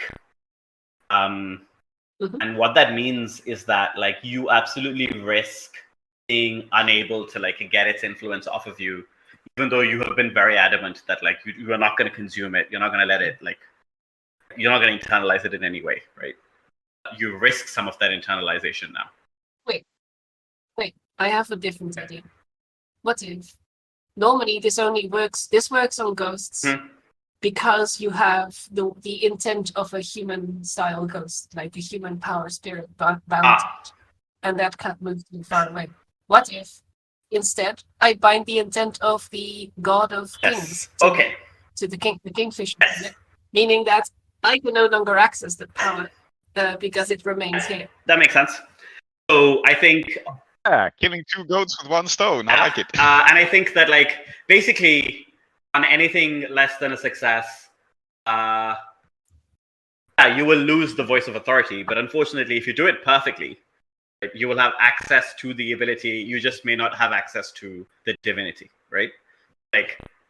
So you are still going to be locking the divinity away, but you may also lose access to the ability depending on how this goes. I think makes sense. Sure. All right. Let's see. Set of actions, rule-wise. Do they have position and effect? No, they still have a position effect. They're just like normal. So basically, you're at Desperate Limited, and you basically need to push to get to Standard. Yeah. The only thing, rule-wise, is that there's a weird thing of setup actions have to improve either the position or the effect of the next roll. So what does that mean in terms of is that minimum effect standard? Is it limited? We don't know. The way I've mostly done it is that you have to be a standard effect in order to assist in this score because you're fighting a god. I think in other situations, even limited, we're kind of well, it kind of makes sense. Don't worry about it, right? All right. So I'll push for standard effect, and this is what happens. It's an attune roll, by the way. Because of Attune. Yes, it should be an Attune roll. That must be a Desperate Attune. Yes. Yeah. Is there a Devil's Bargain anybody can think of? I think it's fine. You've got a bunch of Attune dice, right? You don't necessarily need another one. Yeah. I think this is fine. I'm just going to run it. Fine. Sure. It succeeds, but there is a consequence. Apparently. I apparently decided that I would be tinted before I before all this. That's all right. It's fine. I think that you don't just lose the ability. I think you lose your voice. Oh, damn. I think it's so simple as to you are at Desperate, right? And you are trying to steal away something that is so true about yourself and the world, right? That you can command attention by merely speaking. Before a resistance, what is happening here is robbed from you the ability to use your voice in any way. Right? Maybe with effort you can whisper a bit. Maybe with effort you can make yourself heard. And to be clear, if you learn sign language, you will be perfectly able to communicate. However, I think in this place, explicitly you're binding the intent of the divine, and the intent of the divine is not just authority, it's also voice. So I think it's that. Yeah. I think this is a big thing. I think, of course, Joan doesn't fully understand what is going to happen to her, but she feels that as she is binding this part of the divine outside herself, it threatens to also pull a part of herself with it. And having had the experiences that she has had in the past few days, she will not allow it. She will fight Very back. fair. And she will, she'll resist. It will be an insight resist. I have 2 stress left. If I trauma out, it's my 4th trauma. Okay. I mean, yesterday you said it's dramatic. That's why we do this. Exactly. And I feel the same way as I did yesterday, which is I am full of tension. Yes, me too. It's a 6. Holy shit. No stress. No stress. All's well that ends well. 6. Amazing. I mean, nothing can stand up to the force of Joan's will, I guess. I think I assume that she still loses the ability to. Yeah, she still loses the ability here. For sure. Because she keeps her voice. Yeah, but that pull that you feel when you lose your part of yourself and you refuse to. I like this idea that you just say the word no, and the ability to say no is exactly what you've kept. Yes, beautiful. Yeah, absolutely incredible. And having done this, Vickers, you and this woman are both locked in battle with the snake, and you have a moment here. Yeah, so I have a polearm. It has a blade on the end, a pretty big blade, as has been established. And it's for the moment stuck in the snake. And I'm going to pull it out here, and then I'm going to hack into the snake with it. And this is like a metaphorical realm, so I can cut through it. And Joan can read the snake skin. And I think now we see, or Joan rather realizes, although Vickers kind of knows, that along the entire length of the snake is a long chain of the names of the shrine builder. Yes. It is inexorably tied to the snake, and its names are written in an unending chain along the snake's body. And I am going to cut it apart. I am, as I said, breaking the cycle. I am breaking the chain. And I am breaking Shrine Builder. 1 billion%. Yeah. And so I'm going to hack apart the snake to break the chain. And I think this is also the only way it can actually fit through the gates of death, right? You have to actually break the cycle before it can die. Yeah, so I'm using my ability. You know the secret ways to wreck ancient powers, forgotten gods, or demons, ending them. Oh. That's... Oh, this is too good. Yeah, okay. It's called the Destroyer. And yeah. Desperate? Desperate. And the only other time I'm going to say this. I think you're at standard because of the setup, right? Like, you know exactly how to do this. You have the ability, right? Yeah, desperate standard. You can even push for great effect, whatever that means. Yeah, well, I need great effect to finish the clock, don't I? Oh, yes, you do, because you're only 2 ticks away. Yeah. So I will have to spend stress to do this. And yeah, I guess that's it. I think what will happen here is, again, she's going to act as your cohort in this case. By her, I mean Constable. And she's very able, but she is not a god killer. So I think in this case, we have like 1 die. Yep. Right? I will, you know what? I will also take the assist from our deity. I haven't taken it yet, and I feel like this is where it makes sense. So I'm going to give myself a bonus dice from that. And I think, okay, just to further the symbolism of me being the destroyer, I think the bonus from my god comes the symbolic power of not only am I cutting apart the snake, but then I am going to dance on its corpse. Like Shivers, you've destroyed me. Excellent. Very good. Yeah, appropriate. A+. A 5, a 3, and a 4, and Constable gives 1 die, right? 6 from Constable. Why is Constable the person Constantly who manages? excellent.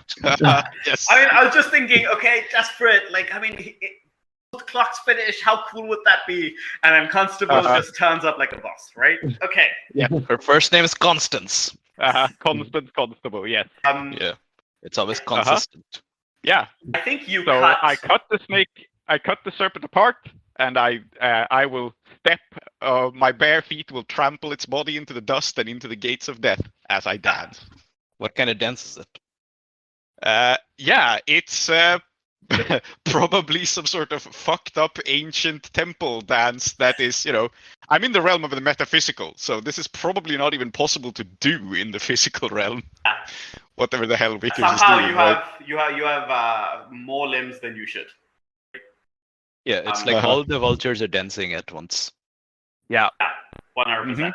I think like the reason that Constable gives you the 6 is that as you do this, like this thing of breaking the cycle resonates in her, and she's got a massive eye for detail. And what she's going to do is, as you cut the snake skin apart, she finds that one scrap which has Miraz's name on it, and in one flash grabs it and then like makes sure that it's only Miraz Chakraborty on it, right? Like and she keeps that, and she's like, well, we're not gonna get rid of this one. This one's fine, right?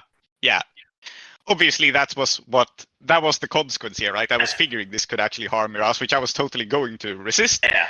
But I don't have to, because Constable has my back. She always gets her man. And I think she looks at it, and she looks up at you and says, cannot permit anything to happen to your husband before I get a chance to question him. Shall we return? Yeah. Is everything done? Yeah. I will look at her in like my cosmic every incarnation self, and I'll say, oh, nothing will happen to him. Don't you worry. Love is the most dangerous power in the universe. Oh, excellent. Very good. We're just going straight for it, huh? Yeah, A+. Yes. There's a very good Sufi poem I'm reminded of here where, you know, like the last line is something like, why should I go to see God? God, if he wants to see me, he should come in the form of the person I love, right? Oh, very good. Yeah, Yeah. absolutely.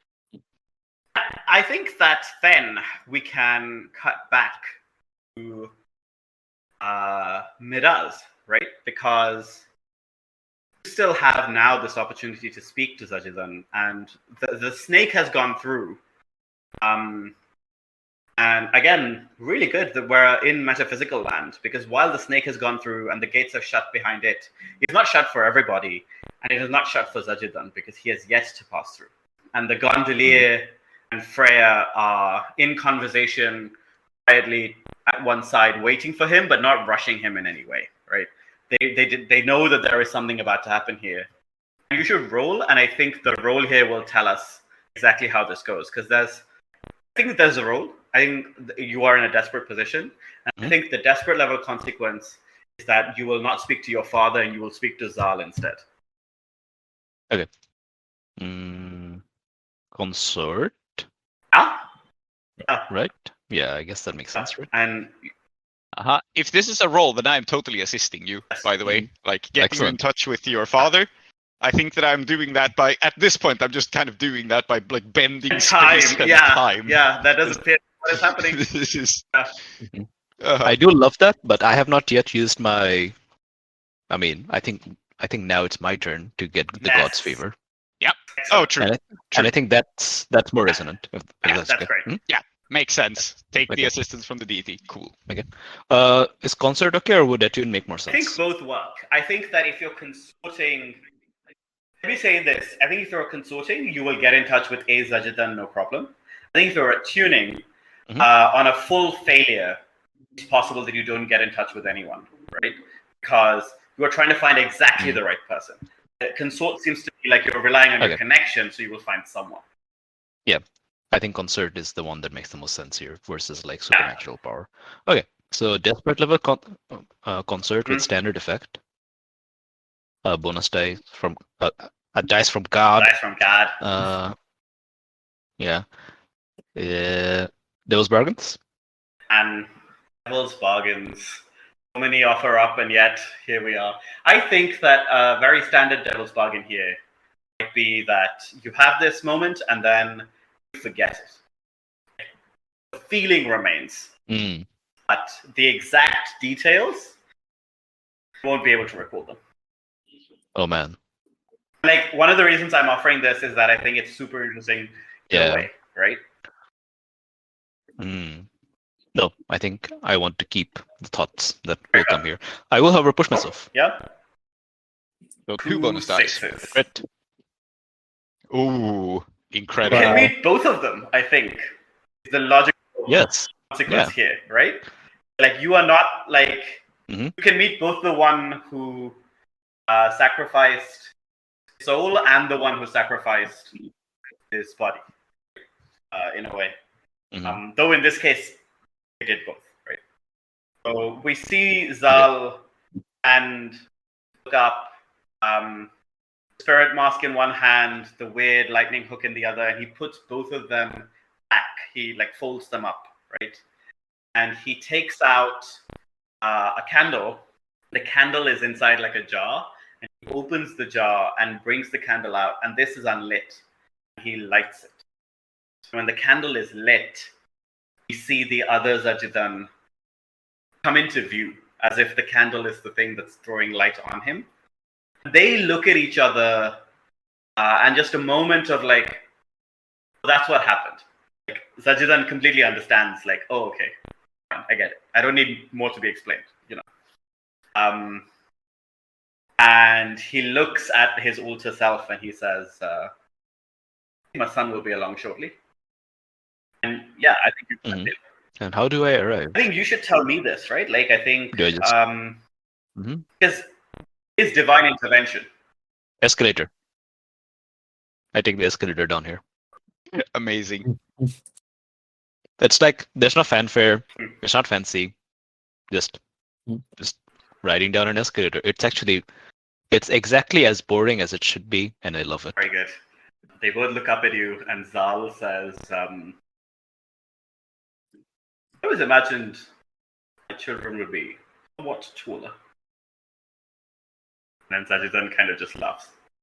And as you approach, I think Zajidan will like take you into his arms and like hug you like long and true. Yeah. And say, "I am proud of you, my son."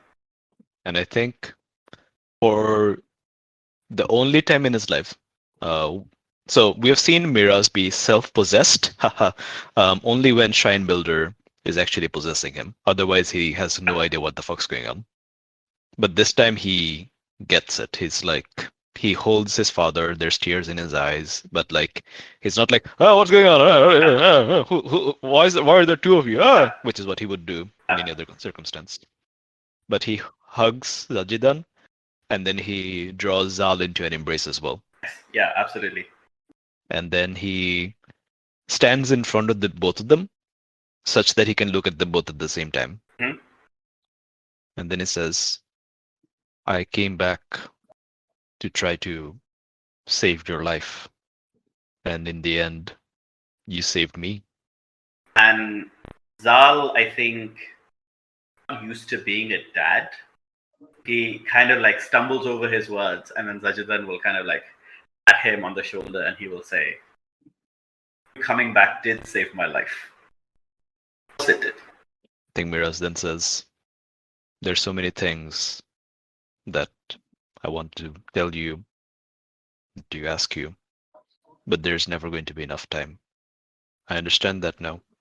You told me on the balcony a few months ago that you're getting old and this is just what happens. And I did a lot of things after that, hoping that, well, that you were wrong. But you were right. And no matter what we do, there never is enough time to say everything. I think Zal at this says, there is enough time. Say the things that matter. That is why you were here. You're right. And I turn to Zajidan and I say, I love you, father. I love you more than words can say, Miraz. And tell your wife, and my brothers, tell Padma Priya and Padma Mukhi, tell Dr. Tripadna, I know she worked very hard. Tell them that they should not miss me too much. Can I ask you for two things before you go? That I have is yours. Just advice, just words. And then he kind of gives a smile because we established that words aren't enough. But Yeah. what else do we have? Yeah. Can you give me some? Uncle Abbas isn't here, I am, and it's not quite fair on him. He's known you longer, he's loved you longer, and I know he would want to be here. Can you tell me something or give me something from you to him?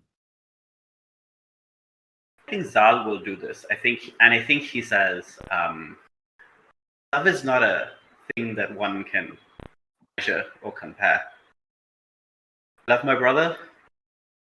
I have known him all my life, and I love you, and I have known you. He pretends to look at his watch and he says, maybe 10 minutes.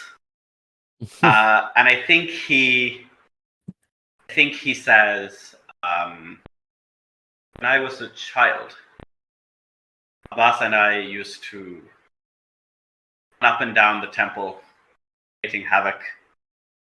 And, our parents would get very upset with us. And whenever they would shout at us, we'd be in our room feeling terrible. Abbas would look at me and ask me whether, okay, Bhaiya, did we do something wrong? I never had really the heart to tell him that maybe jumping off the balcony was a terrible idea. If your Abbas is anything like mine, to tell him that I never regretted a second of it. I would jump off that balcony again if I could. I will tell him. And then Miraz gives a smile. So we established that Zajidan is an artificer. Yes. And I've decided that he has always been a watchmaker. Uh-huh. Yeah. I mean, what? Makes sense. Yeah, Yeah. that's the perfect thing. Yeah. So I'm going to look at the watch that Zal is wearing, Mhm. and I'm going to ask for it. Yeah. And I think Zajidan actually was also looking at it, and he says, "Oh, can I have that for a second?" No, Zajidan speaks in an Indian accent. Sorry. He says, "Oh, let me look at that." And because you're in a metaphorical space, he peers at the watch, turns it over, and he's got somehow tools, mind control, all of this. He opens it, and I think he engraves on the inside a little like a little snake, like a snakelet, right? And underneath he writes from one father to another, and then he, closes everything back up, probably tightens a few screws because you can never not do that kind of thing, and hands it to you and says, "Don't follow me before you have your own kids, huh? You deserve that torture." He says it with tears in his eyes and yeah, he's smiling, but yeah. Mm-hmm. Yeah. I think he's also Mira's eyes are also full of tears because actually he wanted to get this to Abbas. Yeah. But now he No, can't. he can't. Sorry. Yeah. And I think probably It's okay. probably they knew, right? That you were trying to do that, and they were like, "No, I mean it's his grief is his and yours is yours, and you can't try and make up for it preemptively." Mhm. Yeah. And I think Miraz kind of looks at the watch and then he says, "And the other thing I was going to ask you for, I realized I don't need." And then he smiles. I think Zajidan says, "You can have it anyway if you want." Oh, just well, I have it anyway. That's the thing. And he smiles. I was going to ask if whatever I do next, I have your blessing, but I'm going to be presumptuous and assume that I do. And I think he laughs and he says, "No, I would never have dared get my father and imply that after this I was going to make love to somebody, but changes in the air." Then Miraz kind of gives a smile and says, "I want to stay here much longer. I want to stay here forever, really. But I think there's a woman with an open wound on her throat whose life needs to be saved, so that my uncle and your brother does not go to prison for the rest of his life." And I think he says, "That would be bad." And then he turns around and looks at the gondolier and Freya. Says, "I think we've kept our passengers long enough. Currently, we're going to Scotland." What? Yeah. Okay. Indeed. Sure. Yeah. And they both give you one final hug, and they, get on this gondola, and I think you see it go into the distance. And it will feel like forever, and it will feel like not long enough. I'm backing up on my escalator. The stair can go 2 ways. Excellent. Amazing. Very good. Oh, what a touching scene. Thank you Yeah, for no, that. I enjoyed it. I enjoyed both of them actually. Yeah, it was really nice. Yeah, that was beautiful.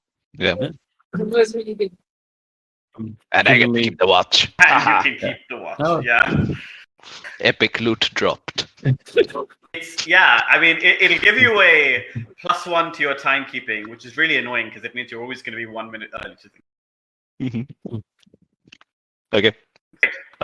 So I guess I emerged back into reality with it has the same energy as that community Yes, GIF yeah, indeed. with the Yeah, when Troy comes in, he's like, "What the hell has happened?" Yeah, absolutely. Yeah. yes.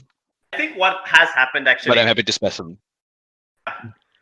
is that when these guys come back, Constable's soul comes back into her body, right? So I think what's happening is that actually both Padmapriya and Padmamukhi are like, oh shit, trying to like revive her in some fashion, and then it turns out they actually can, even though the blow should have been fatal. It's a miracle.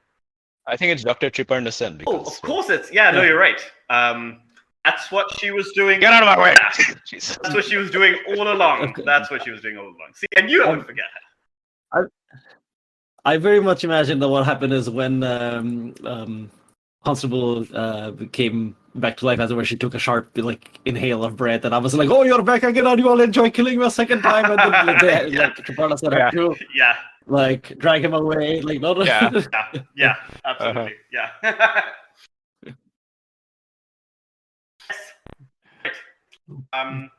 I guess like so now, Joan and Vickers, do you just make your way back in a very normal and mundane fashion? I think we emerge from this like black void in the sanctum. Yeah, right? exactly. Like, the sanctum has this black void, so we just kind of step out of the stepwell, and Vickers has a slightly puzzled look on her and goes, "Well, that was all very strange. Let's never speak of that again."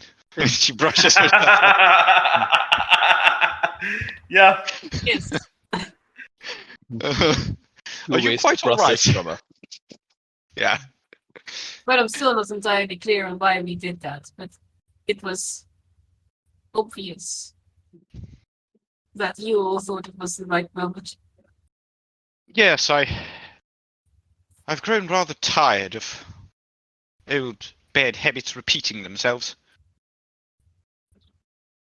Well, It does feel freer now. This whole place. does, doesn't it? I suppose we'd best go see to Miraz. I imagine he must be quite shaken. Yes, we should. And so we will go do that. Yeah, to be clear, it is absolute chaos. I think Padmapriya and Padmamukhi are trying to calm down both Maud and Johannes. Inspector is dazed and confused. She's had a very weird near-death experience that she doesn't necessarily know actually happened to her. Triparna Sen is like washing her face and is like, just take long, deep, calm breaths. And Miraz is just, I don't know, vibing. What's Abbas also doing? Vibing? I think what I'm doing is I go up to Abbas actually. Yeah, they should have a conversation. Right? Yeah. Is Abbas like, I'm gonna fucking go? How's Abbas reacting to all this? Like, some time has passed, right? Because Triparna Sen has treated Constance and is sitting down. I think Abbas is just kind of sitting down and like, what's happened with Zalijan's body? Have the bees come and eaten it? So I think what happens here, if I may, Yeah. is that the bees aren't quick. Takes a while. Yeah. They covered the entire body, and then they just slowly eat the body. They don't get. I don't think they eat the bones. The bones are taken away by the Rakshasas. So I'm sure we're going to see Daddy Denda in a few. And I think prior to this conversation, like prior to the experience that Miraz had, he would have probably been like, "No, I want those bones. You can't. Yeah." But now he's like, I think now he finally understands what all of this is about. It's like people die, they move on. The Death Seeker's bees shroud the corpse so that, essentially you can't even see that there was a person there. Like the memory is erased. And then there's the bones, and then they're cast into the voodoo. And that's it. Yeah, I'm gonna say that in Iruvian, like it is probably like when someone dies of natural causes, like it is, or not when someone dies and you're like present, like it is customary. Like you wait until the bees come, like that's the custom. So Abbas is there, right, waiting for. Yeah. The bees have arrived, I think, right? I think now we're I would say that like it's custom to like watch the process happen, like the sign of respect, right? Right. Okay. So I think Miraz also joins, and he's looking. He's not like calmly, dispassionately watching. It's still, upsetting. It's meant to be difficult, yeah. Yeah, it's upsetting, and I think he puts his arm around Abbas. Abbas is very surprised with this sign of affection, like, Miraz, Did you talk to him? Did he say anything? He told me it's a good idea to jump out of windows. Oh. Huh. Yes, it looks like he's jumped out of one himself in a manner of speaking. I don't know. I don't know. I don't really know what to say in this situation like this. How are you? How are you, Miraz? I'm fine. How are you? I mean, I've been expecting him to go for a long time. He's been sick for a very long time, Miraz, even before we told you and before you came back. But when it happens, it's never like what you imagine. Yeah. He says, and I think Miraz just says yeah, because Abbas has been there. Like when Abbas has seen his parents die, he's seen many friends die. Abbas remembers like Miraz's mom dying, which is something we don't talk about anymore. Anyway, it's not important for us, but like yeah. So this is probably the first time someone important to Miraz has died that he has been cognizant of. Yeah. But please go on. Miraz, I know that we don't always get along, but this may not sound like much to you, but I've always I've always loved you, as I love you too.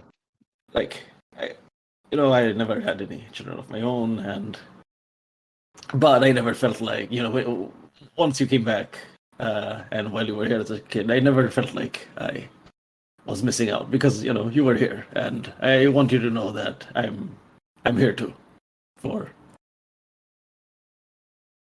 for anything that you might need. Like we will, I'm sure, disagree and I'll annoy you, but we are family and we'll always be here.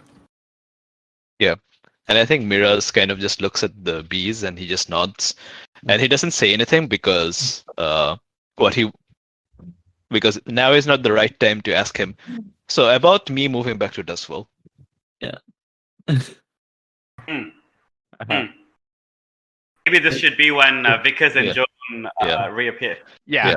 We can even epilogue that, we'll see. Yeah, so you had clarified you do not want to move back, right? You said you want to stay. No, sorry? What did you say to Sajid? You said you wanted to stay. Oh no, I meant stay in that moment. Okay. Yeah, I see. Mm-hmm. But no, I think we probably would roleplay the conversation. We'll see. Yeah, absolutely. But I think so. Vickers comes back, and Vickers and Joan come back into the room and see all the chaos and all the wiring, all the machinery, the inspector being tended to and being rather dazed. And Vickers looks at her and kind of raises an eyebrow, like, "Oh, well, that's odd. Her again." Better dazed than dead. Yeah. And then we'll walk straight up to Miraz and embrace him, because I mean she can see what has happened, right? It's plainly obvious. I don't even think she says anything. She would just walk up and hold him. And where were you, my love? What? I was in the temple praying. Oh. At least I think that's what that was. I'm sorry to tell you. Because he just naturally assumes you are praying for Sajid's recovery. Yeah. I'm sorry to tell you, but and then he kind of gestures at the mound of bees. Yeah. Well, darling, it was always a long shot. We both knew that. Yeah. You did the best you could. I did. And that's the important thing. And then he nods. Mm-hmm. But I think you would have wanted it this way. Well, maybe aside from that woman, I don't know her, but other than that, he was surrounded by people he loved. Yes. So, how much pull do you have in Imperial City? Oh, well, I'm sure I can put in a good word or two with the diplomats. Because I think we may have to smooth over a spot of assault on a police officer, and attempted murder. And from This woman behind attempted- you. Yeah. Yeah.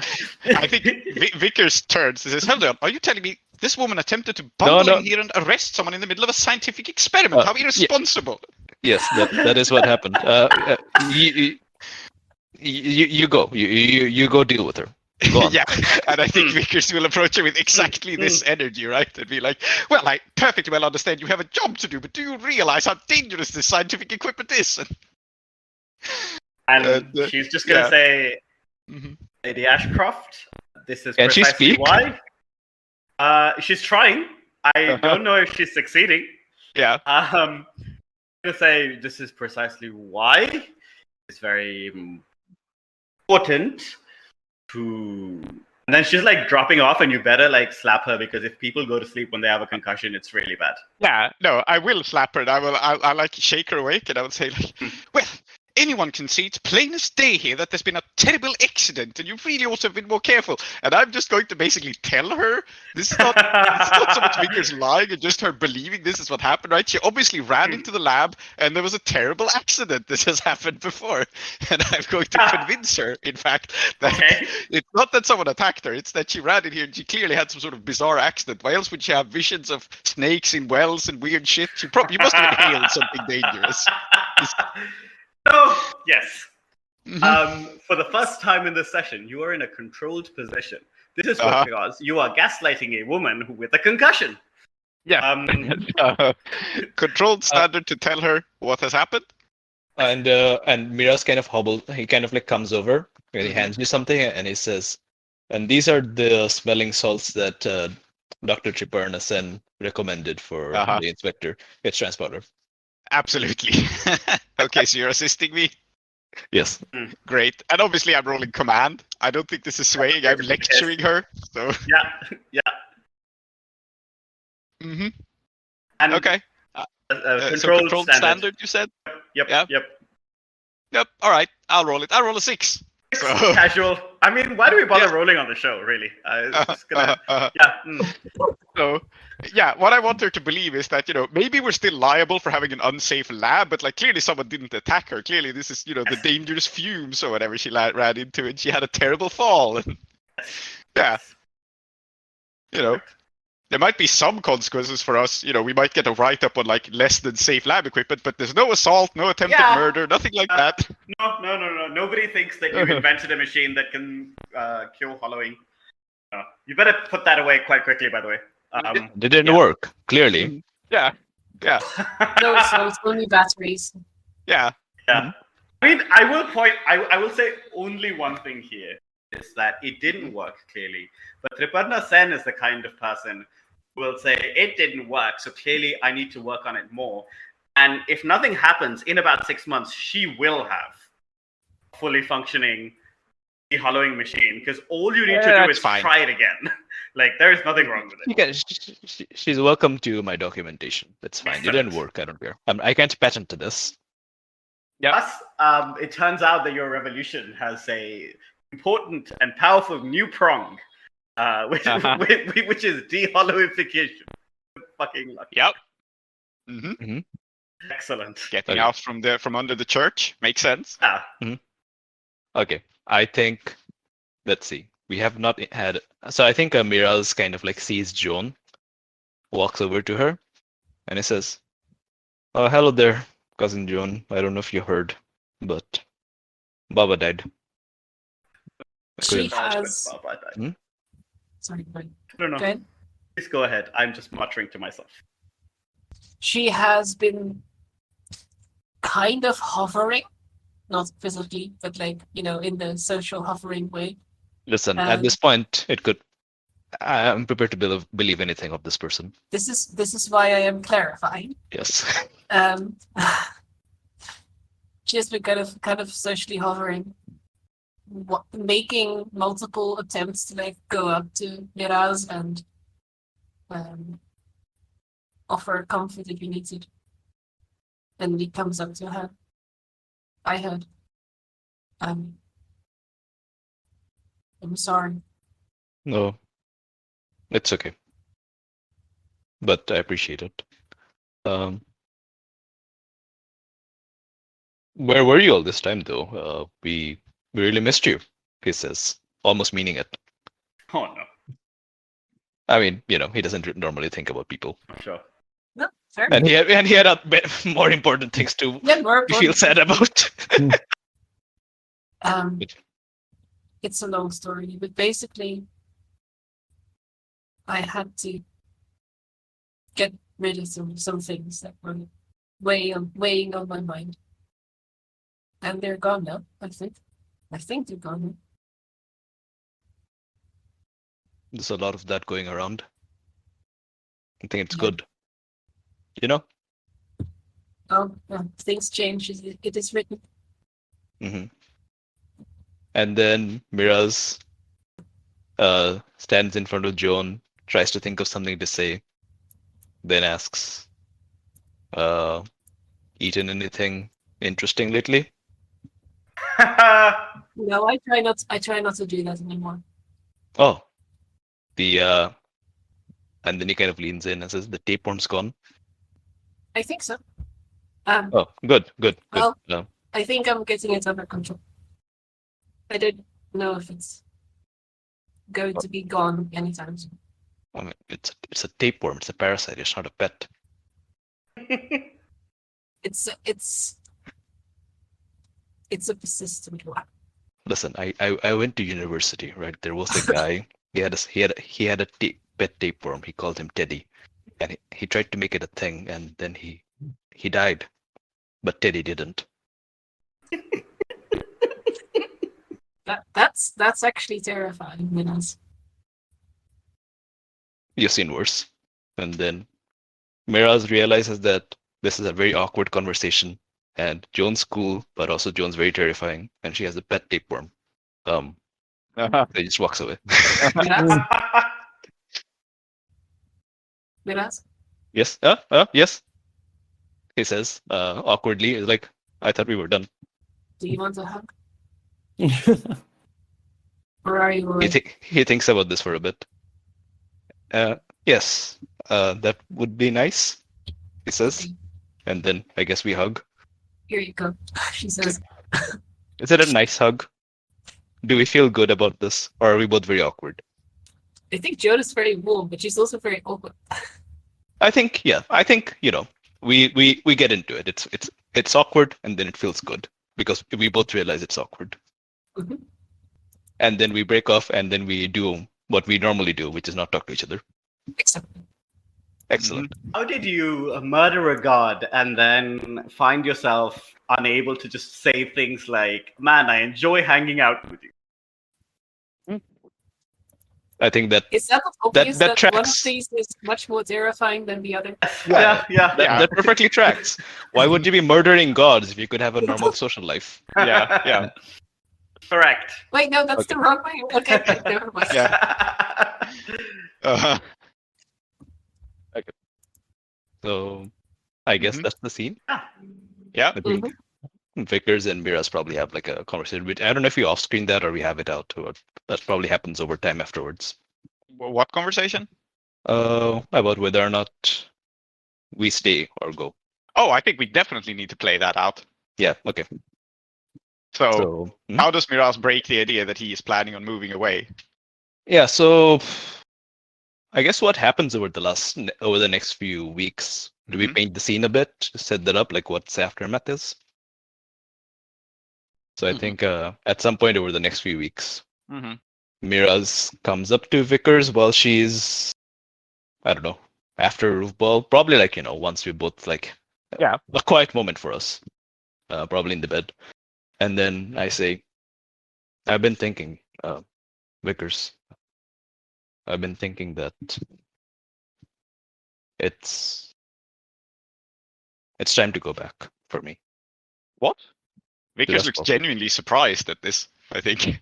To does well. I mean, yes, I'm the high priest, but I came back for Baba. He's not here anymore. And I mean, what good am I as the priest anyway? And we all know I didn't want to be, and I'm not good at it. And I think. Well, the way Go I on. see it, Vicar says, she places a hand on your hand, is with now that you really are the high priest and it's not just a formality anymore, I rather thought you get to decide what it is the high priest does. Hmm. She looks then- at you like somewhat confused, right? Yeah. And then he smiles and says, yes, I do have that power, but it's a responsibility as well. There's generations of my family who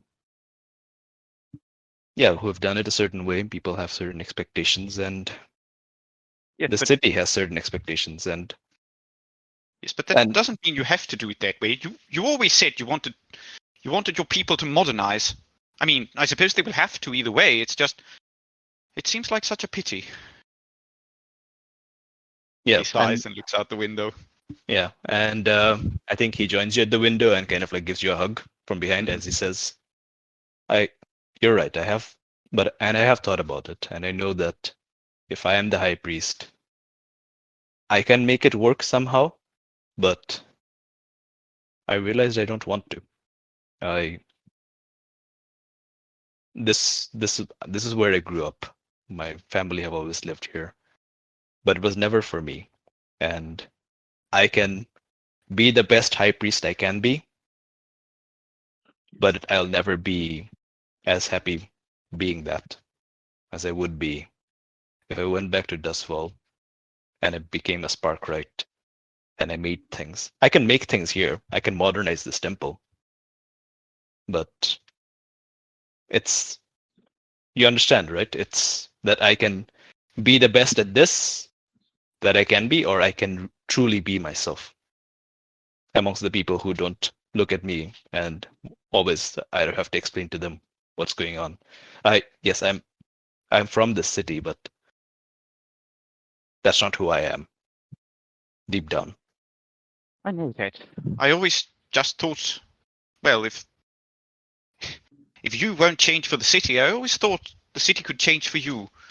Obviously, we'll go wherever you are happy, but it's just a pity to see that this city will be modernized by people like my father who, well, don't really understand it.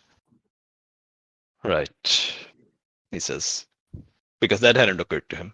Yeah. Because he was going to say something like, yes, the city can change for me, but like, why should it? Yeah. Like, what? Mhm. Like, I'm just a guy. I'll just go where the Yeah. vibes are already like Yeah. mine, and it'll be fine. But when you mention this, then you're like, that's true. People like your father and what was that ghastly woman's name? Begum Baguette? Yes. Yes, I just Right. don't know if I would like to see the Empire change everything here. It seems better to me that if Sparkcraft were brought here by locals who love both the city and the sciences. And Miraz almost opens his mouth to say he doesn't love Udu Asha. Mhm. But that's not really true, as he has, I suppose, finally decided to admit to himself. Yeah. And Vickers will squeeze his hand and she will say, well, whatever you decide, I'm sure it will be for the best, but I was really rather hoping we could break some of the negative cycles that have been going on here, all this conflict, all these revolutions that just put different people in power. I thought perhaps this city really could change, Perhaps it really could be different. Better in all sorts of ways. Yeah, and I think Miraz is looking outside the window, thinking about it. And then and then there's a roar Mhm. as someone drives in front of the temple in a Sparkcraft car. Mm-hmm. Yeah. Incredible. And we watch Yeah. it go. Yeah. I have one more thing to say, though. I have one more Yeah. thing in the scene. Yeah.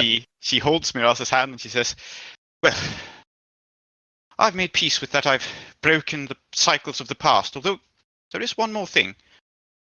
Speaking of cycles, Miraz, I think mine is a little late. Oh. And she would look him in the eye. Oh. Oh, a little late. Is that? Oh, and then he said, do we need a calendar? Uh-huh. Do we need? And then it's like, oh wait, that's Yeah. oh. No more fire here. A Sestina. by P. William Bearhart. O King, build me more Templar, more handsome and muscular. Build me a chest made of barley fire. Set it ablaze each morning for sunlight. Build me legs quick as a chariot, light as it goes, strong as a current runs through a river. It must all mean something if I am the third son of my father. It must all mean something if my body is a ravaged temple. What does it mean? What does it mean if his body is a ravaged temple? Wretched chariots we carry burdened with copper and birch bark inside muscled and fatty hearts. Psychon wrote about bodies being possessed by light. Possessed by light. I should have known. Those antlers were never copper, but always fire. Your tongue always tasted of fire. The ash of it, the lie of it. But 100 legs of running men gives me light around the temples. I have a weakness for muscular. I have a brain full of char rioting in an underwater circus. I hold my breath that this chariot is unplugged from the wall. The immediate silence. No more fire here. I wanted you to be muscular and fit, healthy as an ox. The attraction I feel for it. We can only build the most modest of temples when all we have is moonlight. Moonlit. Chariot. Racing toward a temple fire. The idea of it. Muscular. I've always loved Epsilon. Not because he's handsome and muscular. But because he had a king's heart. Let there be light. Let it arrive in a horse-drawn carriage. Let it arrive as fire. O King, build my body a temple. Make my heart more corpuscular than muscular. Make me a chariot light of fire. It's so lonely and cold inside this scalpel ruined temple. Scalpel ruined temple.